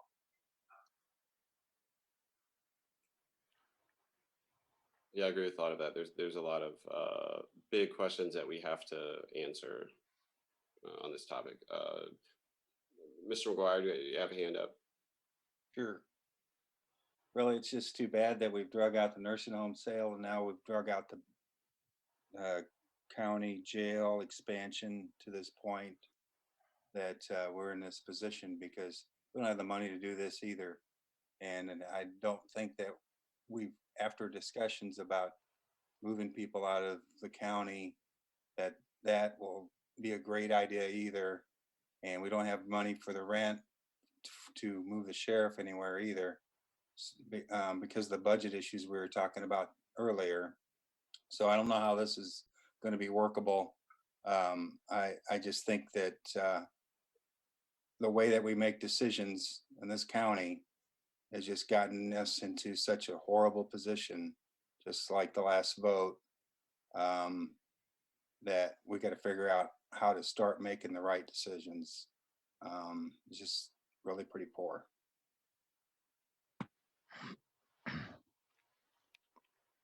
Chris? Thank you, Kyle. I'd like to direct us to, Mr. Goss, who says that this really belongs in the Facilities Committee, and I wonder if he could tell me when the Facilities Committee will come up with a plan and how they're going to go about doing this, and will there be opportunities for testimony and input from different organizations in the county? Mr. Summers, would you like to address that? You're co-chair. I'm not trying to put you on the spot, Steve, but do you have input before I say something? Steve? I would just say that, Jim's comments about the way we're managing things at the county, our facilities committee was not able to come up with a plan that we could agree on to move forward as far as what to do with the jail situation. And that's Republicans and Democrats. The reason that the reason that both Stan and I agreed that there was a point in trying to move forward to referendum was because of some of the economic situations that we've talked about earlier in this meeting that are out there for everybody to see. We're in a damage control mode. The sheriff wants to try and do what he thinks is best in terms of what's the appropriate venue for this to be discussed further. I don't have a problem with an ad hoc committee engaging additional discussion and facility, though I think that does fall back to the facilities committee. My opinion. No. Anybody else? I got a hand from Goss. I don't know if that's just not putting his hand back down. Sorry, it is me not putting my hand back down. I'll do it right now. Sorry, Kyle. Thank you. All right. Does anybody else have any final comments on this topic? I guess I just want to say that this is an issue the county hasn't been able to deal with. And the memo mentions 10 years. It's probably been longer than that. And